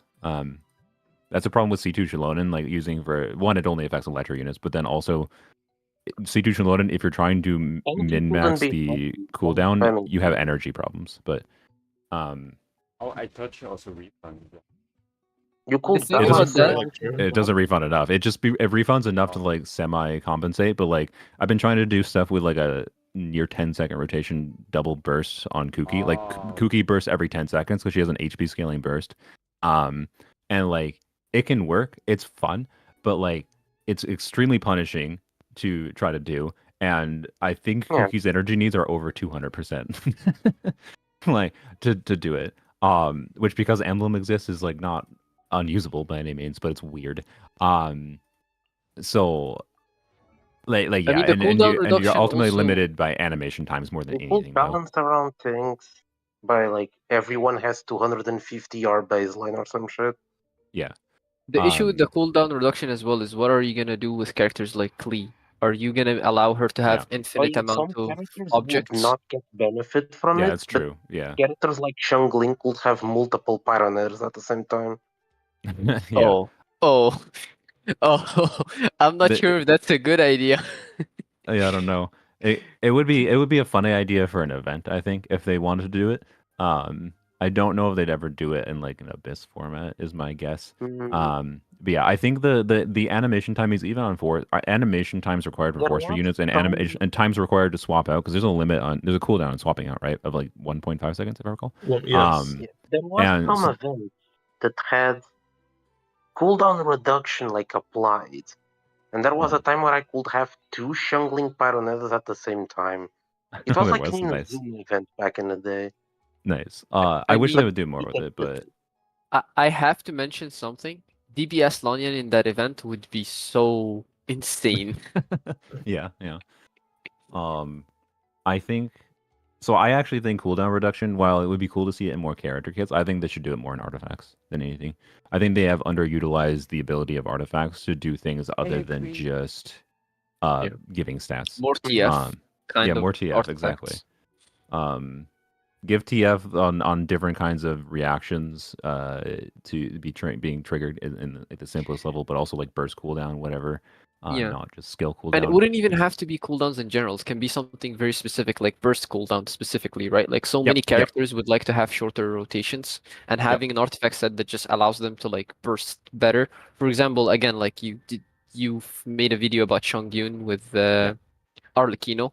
Like that already shows what that a type of artifact could do, even if the character isn't really providing as much benefits. Just the flexibility of being able to switch in and out and the flexibility of shorter rotation could actually end up making you reach certain breakpoints to end up just clearing faster. Yep. Yeah, I agree. Sylveon in the chat, by the way, mentioned that I didn't even know this was possible. I guess it's only, I think, for. Wait, is there some extension tech for Lisa's burst or something? I'd assume not, but two Lisa lamps at the same time. If her defense With shred C2 stack, Shallonen. yeah, with C2 Shallonen, yes. If her defense shred I stacks, doubt the that's shred lap.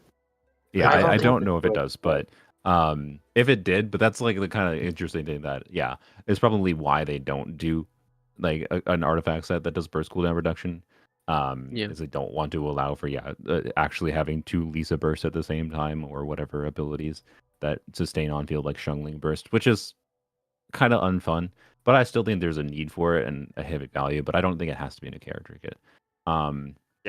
To as far as some other baseline things, just to finish my kit ideas, I'll just list these out and then you can discuss as whatever.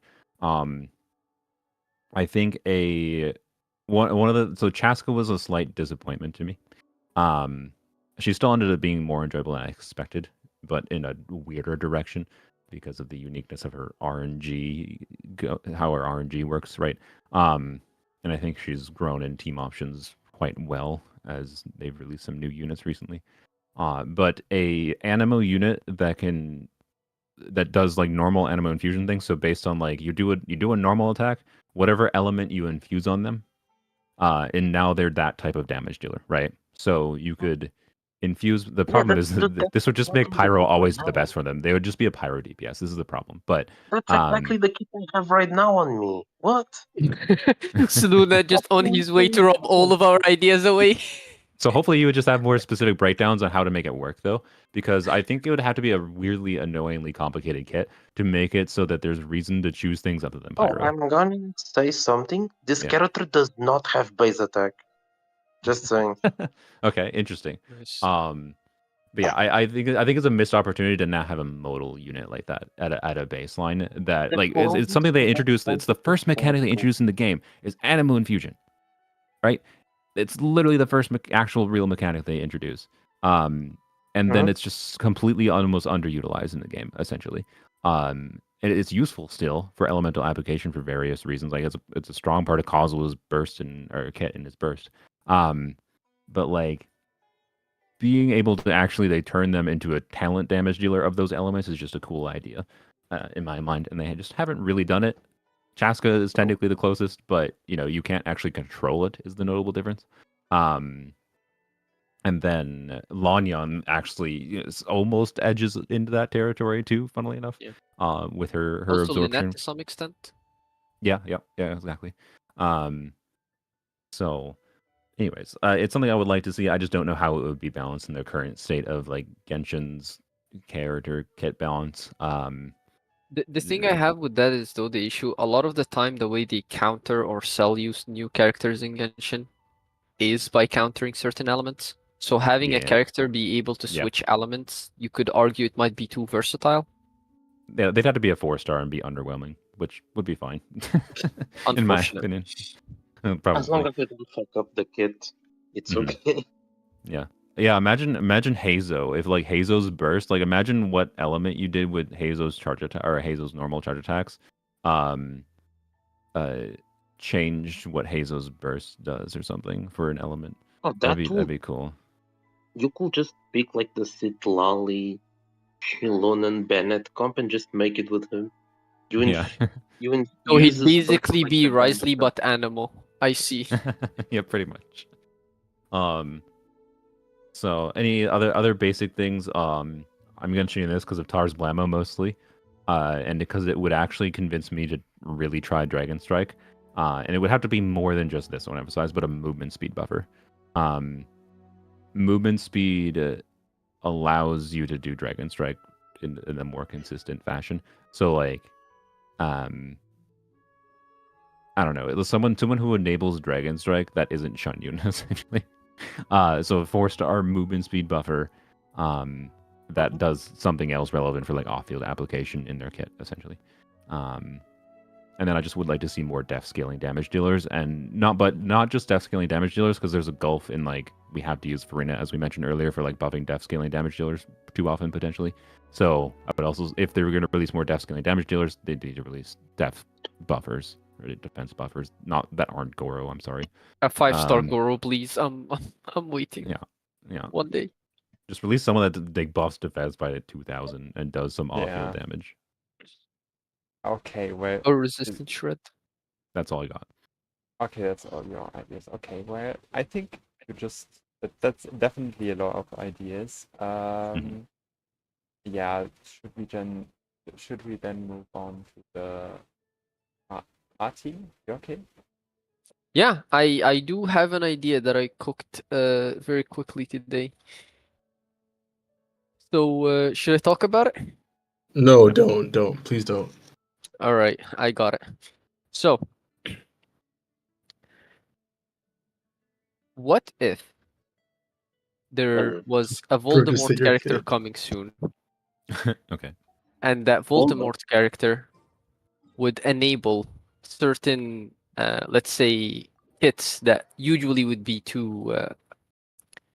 doing too much to put it in a respectable manner.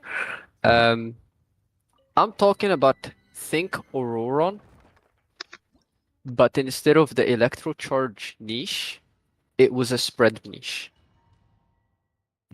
So Uh-huh. We need that. yes, because Yes, as we it turns do. out, we actually don't have that many good options for spread. This is true. Bread Like, is one of the more most- cooked team archetypes. You could say that, but you could also say that even with the Cobium options that it argues, like Zhongli and Fischl, or double Electro with Beidou or Auroran and Fischl, they're still doing okay. I wouldn't say great, but they're So, still doing fine. My question is, how would you make this kit? Because the specifics of this kit would matter a lot. It would Um, matter a lot, and that's why I tried to think about it. The biggest issue would be is why not just do Hyperpool? And that's why I want to shrink their 'cause, kit like, in a way. Yep. Yeah. Where they kind of change depending on the teammates. So if Mhm. their teammates are exclusively Dendro and Electro, so you're not allowed to play any other elements, they end up doing actually healing on Okay. top of the So off-field damage modality, that they do.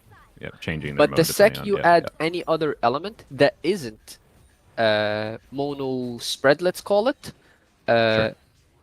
and also excluding Animal as well and Geo, they stop healing completely. There's just Okay. no healing in their kit anymore. It would Yep. be basically the equivalent of like Goro's buff, how like you have different tiers of buff depending on how many teammates you have, or you could argue the same with, Voldemort's kit. Yeah.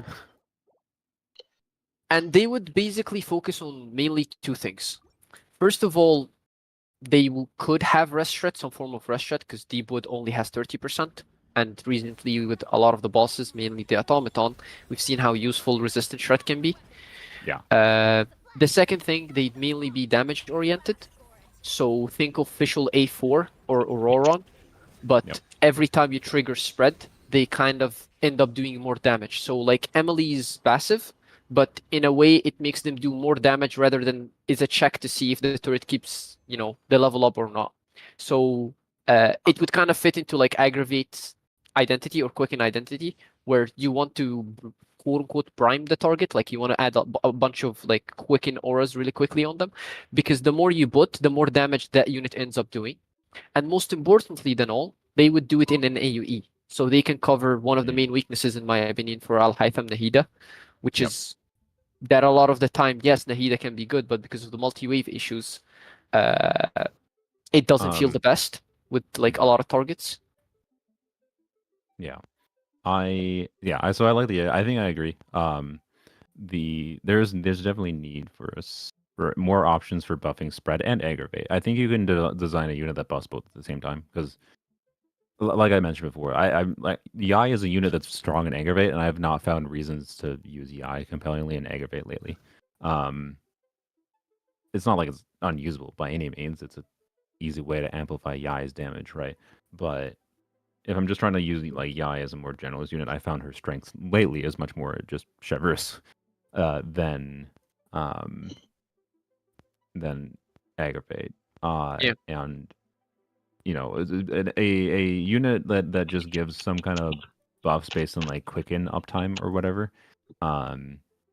And them being a healer and I think giving Red Shred realistically in the current state of the game, as much as it would just continue the trend of High resistant enemies. yeah, well, not higher resistant enemies, but like just the trend of let's release characters that and team building in Genshin becomes not very much mechanics of reactions, but instead just buff as much of the raw multiplier damage as possible. But at least, you know, Spread and Aggravate inherently cares about reactions more. So I don't even know if you would necessarily I don't know. It depends on the character's kit balance, because like the problem with the Scofier isn't that she's a team-wide healer or that she does buffing or that she does damage. It's that she does all of those things and has no conditionality to them, right? Pretty much. Essentially, like she's not at her personal strongest when you're not doing a full Hydro Cryo team, to be clear. But like, Honest, I think Escoffier is fine. I think if we jump into this topic, we'll It's never gonna end, finish the stream yes. for sure. Yeah. So Because we have people from both sides. yeah, like, but the thing is, in a post-Escoffier world, a spread Escoffier would 100% be fine. Yeah, right? that's why I specified, right? It wasn't like to bring out her kit. It's more to say if things go the way we expect them to go, then I think their kit would be justified. And also, I haven't even mentioned like their passives, because it entirely depends. If they're a Natlan character, which I'd rather to be a Natlan character, that way they have access to scroll. Thunder City. Yep. I would basically. I mean, no, just make them a Node Cry character with a Node Cry artifact set that gives 43% damage bonus instead of 40%. No, it's gonna give 10 crit rate, 20 crit damage, and 50% damage bonus, and it's gonna last for 30 seconds. What I had in mind to kind of like for a passive is if they don't become an Atlan character, they would look at the total team elemental mastery, and then give a damage buff depending on that.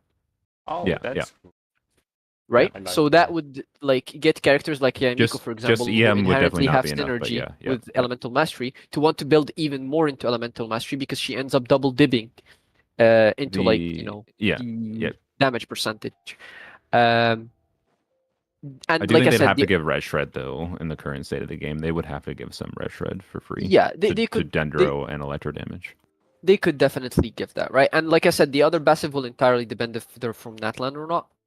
Because the other passive could be simply the thing I talked about, where they basically do more damage depending on how many like procs of Quicken you've enabled, or how many like spread reactions you've enabled. Yep. And that would just be their kit, right? They would be able to work in Hyper Bloom, okay, but they wouldn't be the best because they don't heal. They would be able to fill the healer slot for spread teams. They would allow a lot of the units to build more into EM, and they would fix some of the EOE issues. So you mentioned they're not healing like if you put Hydro in the team. Sorry. Yeah, if you put anything that isn't Dendro or Electro, their healing gets disabled completely.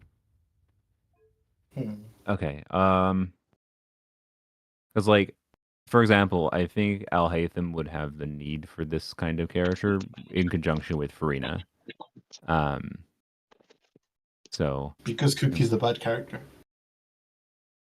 It's well, my intention with the kit was specifically to try to have them have anti-synergy with Farina. That way you can kind of spec more. They don't into necessarily their kit need anti-synergy with Farina though. Like if you want to make them a more balanced character, yes, I think there should be something like their damage turns off with Farina. So like if you have Hydro in the team, the damage turns off, but you still have like the elemental application and healing is my opinion. Maybe I was too harsh by both and disabling their damage and disabling the healing. So you could kind of argue one or the other, but then you'd have to spec a lot into that passive, right? Like that passive would have to be a big percentage of their damage in order to compensate for the Hyper Bloom damage. Because my objective here is not to make all of the sudden Al Haytham do like 120 KDBS. It would be just to get him from like, let's say 70, 75, or even 80, you could argue, to like more 90, towards 100. you know, the current meta, which 90, is like 100. hovering around 100, give or take. Like the fact of the matter is now that Escoffier exists, they actively should, yes, and probably will do characters like that for Yeah. different archetypes. And like, I don't think that feels very good personally, because that's not new teams really. That's just bringing old characters up to the new standard because they power crept things. Yeah. That's what Escoffier does.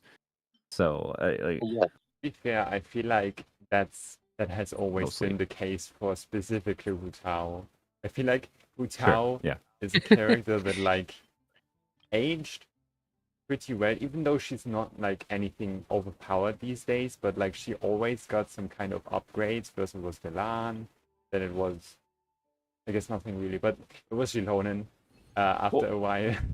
There was, I guess, a bit Yeah. of a gap. But Jilonen was just so big for her that like she can still, like in single target, she's not that insanely far off from the like newer top tier carries. Her problem is Yeah. just that in AoE she not really. And also her investment path went from like C1. If you have Shen Yun, you can kind of just do plunge. Oh yeah, true. Shen And like you can also deal a little bit better with AoE situations. And for once the Animotic from Shen Yun's turret ends up helping you spreading the hydro instead of screwing off your aura. So yeah, also she's good. And also I find it very ironic that they didn't add her to the Chronicle banner. I think that's telling True. that they know this character sells. This character Hmm. is not like, shouldn't be sent to the graveyard. Wait, who? Hu Tao. Oh, Hu Tao. Oh, yeah. Hu Tao, I think it's because Homa exists, but also, yeah, she just sells because she's a popular character. You're right. Yeah. Chronicle banner is about who sells more than actual power level. yeah. Yeah, although random the- question. Who do you guys think is the most popular Genshin character? Oh Probably. boy, like in terms factoring of in being bold, or like in terms of searches, or like what exactly? Like Raiden. just in terms of like the It's most Raiden. recognizable Genshin It's character. probably right. Raiden. Would it be Raiden? I honestly think it might be Hu Tao. I think it might actually be Hu Tao. Oh, regarding Hu Tao also, technically, C2 Silali is better than C2 Jilonen. Like if you, Yeah. so that's another Yeah. path you can go to make your Hu Tao Or stronger. just Farina constellations. Yeah, if you already True. like those are Reach. already there as a baseline. Every account. I mean, has I'd them, even so- argue Yelan constellations are better than Hu Tao constellations after the C1. Yeah, Just- true. Yeah, C1 yeah. are How does it not have strong. Has seen Okay, well, Raulfigas, should we just move on to the last kit? We Damn. could. Where's The next kid kit? that made me lose it because Chask ended up being exactly what I expected. Like it's literally Chaska, but instead of you need multiple elements to have multiple bullets. No, you just have to infuse your burst Yep. on one element, and you gain that infusion for a certain amount of time. Mhm. I was thinking of it being an Atlan unit, so it was literally Chaska. Yep. Literally Chaska. Yeah, when we heard rumors about Chaska, it's what I immediately started looking forward to, and then I was like, oh, okay. So how would you balance the like making it so the pyro isn't just objectively the strongest, and like the only thing you do on this character? So instead of like the main source of damage would be, well, Wanderer's ult, how it Yeah. is, like No. 5 ticks consecutively. Mhm. I was thinking of it being the skill, and you want to spam it as much as possible by charging it with swirls, Okay. And Or the Hazel, damage will but- be on the element you infused with the ult. The ult will be 40 cost, just because I don't want to build 200 DR on that unit. She will be burst reliant. So I will Yeah. make it 40 cost, 12-second cooldown. Easily. That Okay. sounds like And instead Hazel of with being the one massive tick, so people can't abuse forward, melt forward, vapor, else it's cooked. Yeah. It's Yeah. 5 consecutive ticks, and it will apply like 3 times. So forward reactions will just be nodded. That was my idea in the beginning. So, No forward. but then you cause vaporize to just be better than doing like reverse melt. I guess. Well, It will no. depend on the multipliers itself. Yeah. I I'm will actually make it more. So I think you do have to change the multipliers based on what type of element they convert to. Is my thinking. They would essentially be the same, but they wouldn't be turbo high. You know? Yeah. The issue with a kit like this, I feel like, is if you're, let's say, you're giving them a good amount of ICD, right? Like they apply the element 3 times, let's say, in their 5 hits. Wouldn't that automatically make them a quicking, like an electro carry? But you, 'Cause- my idea was make it have available on all sort of things. Like you could make it reverse melt in a way, Mhm. as long as you have the application in it to give it back before you could do the skill again. Because what I'm saying is that if you lower the multipliers enough, then additive damage from quicking becomes really good. And if you increase the damage enough, well, you'd never really want to run them in like electro teams, right? Because we don't have the best electro buffers as much as like, let's say, Pyro or soon enough Cryo. Yeah, it's something I thought about as well. Mm-hmm. Right, like that would be like, I think Um, the issue of trying to balance them out, so the one of the elements doesn't Another- end up overtaking the other to the point where you might have to change the multipliers for each element or give them a buff depending on the element, kind of like Nahida's ultimate.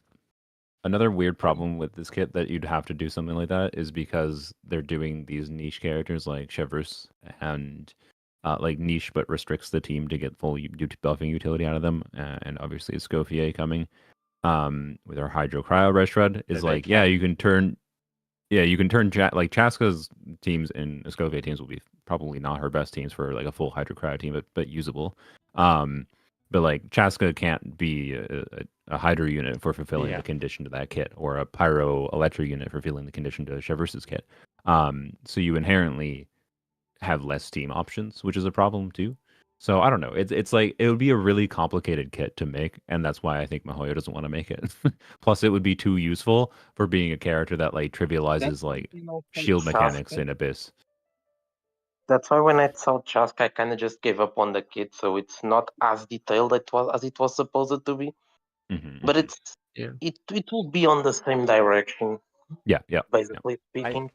What if they like? I know this sounds just very forcing, but sorry about that.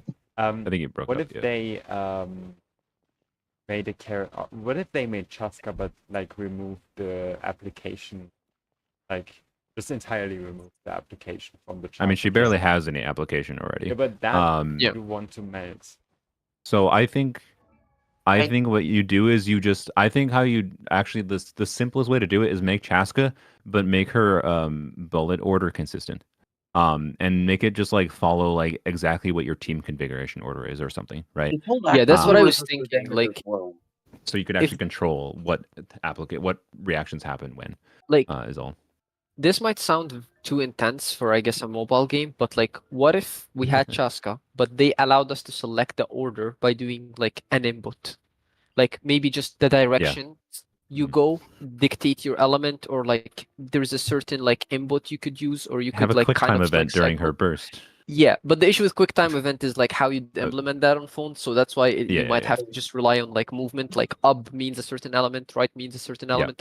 So you sure, kind of just like while you're in the air, which direction you go to kind of matters. I would just make Chaska the worst character to play in the game ever. Oh, no. I mean, Go, he move already left, flies, and move most of the left, time, do pyro like- damage. Move forwards, do cryo damage. Dude, I would Backwards, end do it, dude. hydro. But hey, synergy with Eons on. It's a movement gimmick. Just playing true, fucking true. literally just playing DDR in Genshin. It would be But, a really like- funny kit, though. Let's be real. I don't think we need it, but it's a really funny idea. Yeah, Can like being you able to Writing down control the it in any notation way. for the rotation. Mm-hmm.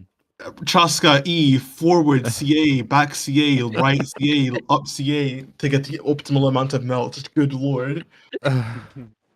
Yeah. But like, You know. I don't know. It's just I really want to be able to like input the elements, because it would make Chaska so much better instantly. Like you're fighting something that's made out of Hydro, you're like, okay, screw it, I'm just gonna go full Pyro, right? You get like full Pyro bullets. You ignore completely the other teammates you have. So but you could argue also that would make her a bit too versatile. Like she wouldn't really Potentially, care yeah. about who she's Yep. fighting anymore. But I Because feel even a like character that's- like Chaska can get countered, right? feel I It's mean, like they that's both kind of- they already hampered Chaska's Yeah, kit though with how awful she is against so many different bosses. Yeah, I even was Yep. going even to say that.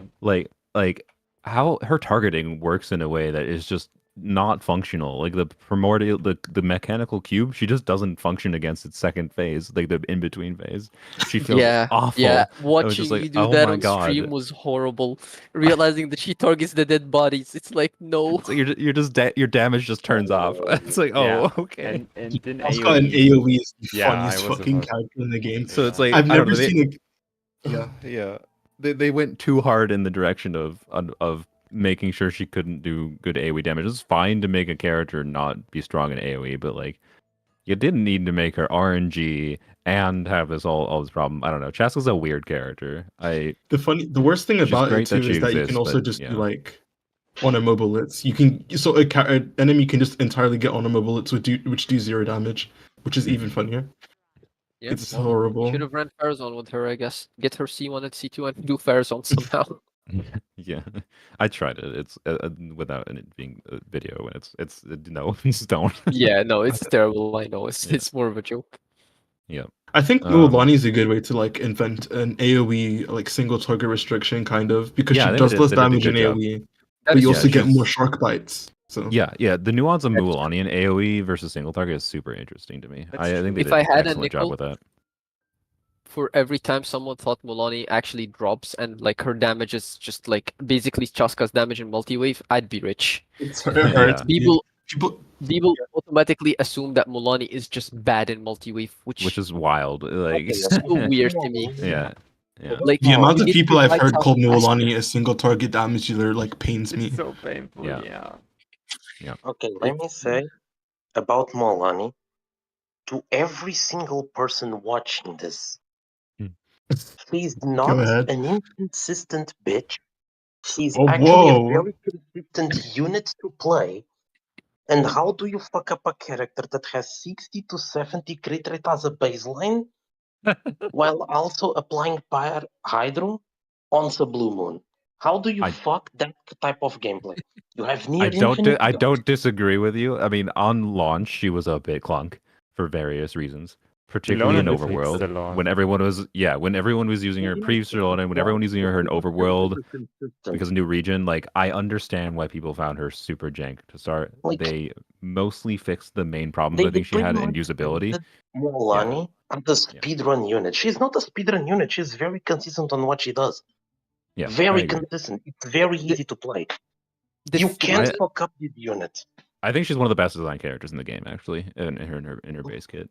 The- She's not for everyone, but like, I think they did an excellent job for making a Hydra unit, a forward vaporized Hydra unit. The only thing that's kind of lame about her is that she only has her one real playstyle, right? There's not much nuance to her other than I you mean, know, that's so. Hydro Mualani. Okay, let me I've I've say. actually yeah. tried Mono Hydra Mualani isn't horrible.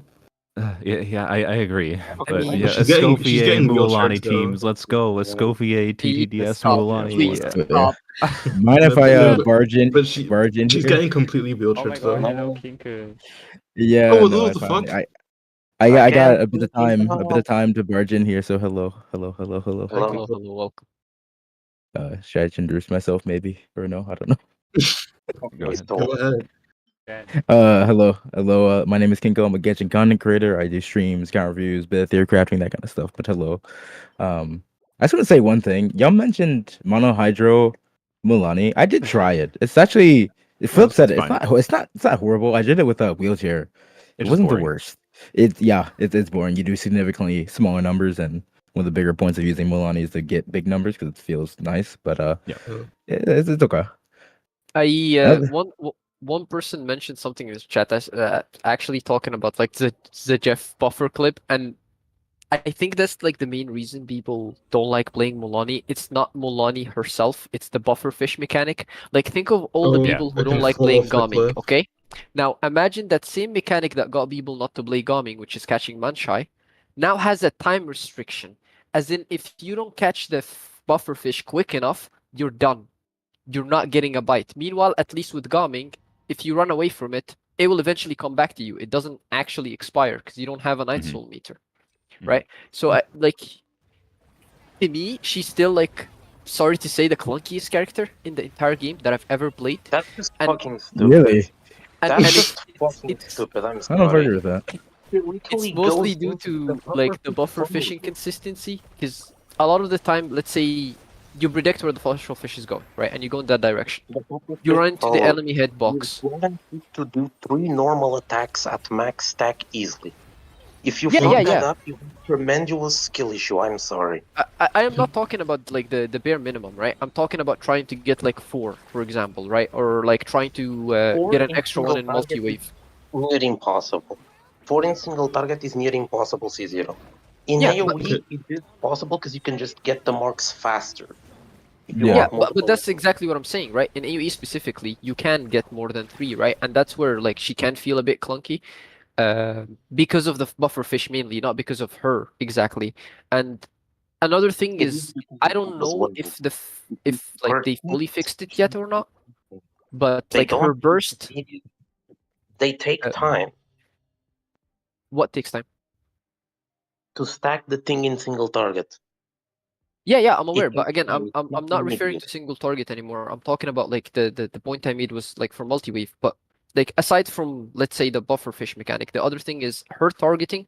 Even after the fix, there's been plenty of time where I throw her missile and her missile just went on to Nanya.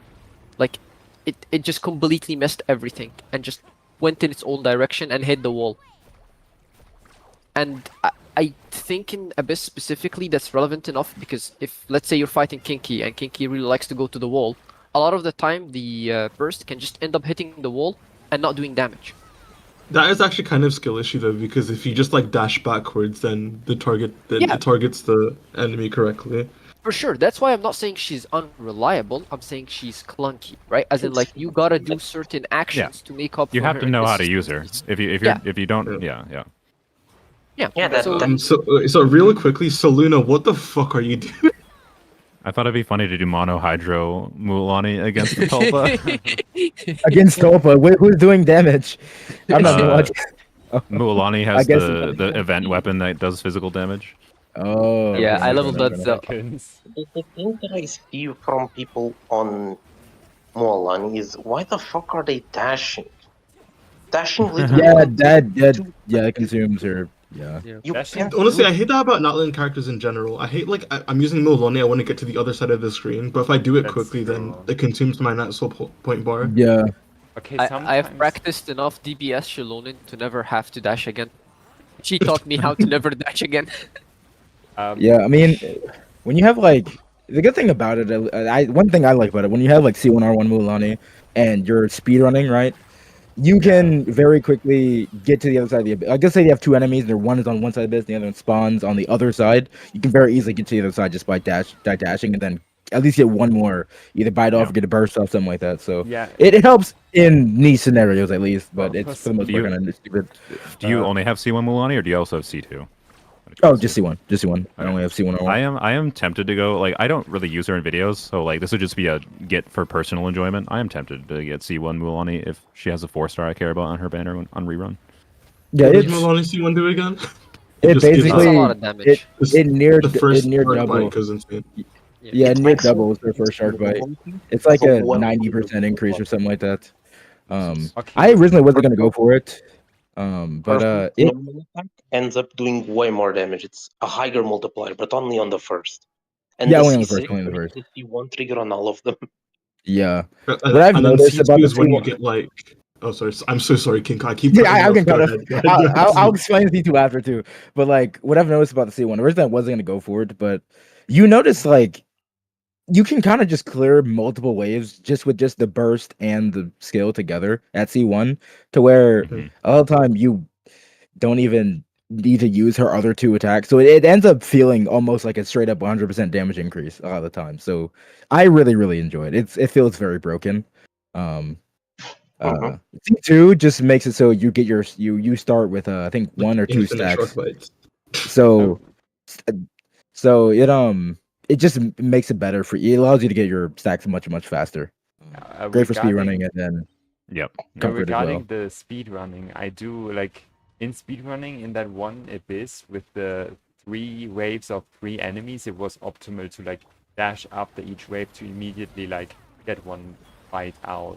Like I think Yeah, Yeah, I don't know there if is it nuance was to it for sure. yeah. so sometimes dashing can actually be fine. Optimal. Yeah, and optimal in speed running. Yeah. Okay, well then we are streaming for over 2 hours now. Isn't that crazy? Are the kids Yeah. done? The stalling. The I stalling got 5 more stance. hours in me There are still. kits to talk about. I also want to say this. Soluna had mentioned a kit where you infuse an animal character infuse an element, and then they actually become that element. That was legit a kit I introduced on the last time we did this, which is the funniest shit. But Kinkle, do you want another report? Me too. oh Me yeah, too. it's just a character that would be really interesting to have, Yep. as long as they're balanced well. But yeah, Okay, well then we were very happy to have Soluna among us. Yes, thank you for being here. Yeah, glad to be here. It was fun. Okay, well then, you can check everyone out in the description, the people that have a channel at least. Thank you for watching. If you want to become a guest in this podcast, you can find my profile in the info box, and then you can just DM me on Discord. It's fine. Just ask and I will see if you qualify. Anyway, thank you for watching and bye bye. See you in the next episode. Bye. We'll just like in unison say bye. Bye.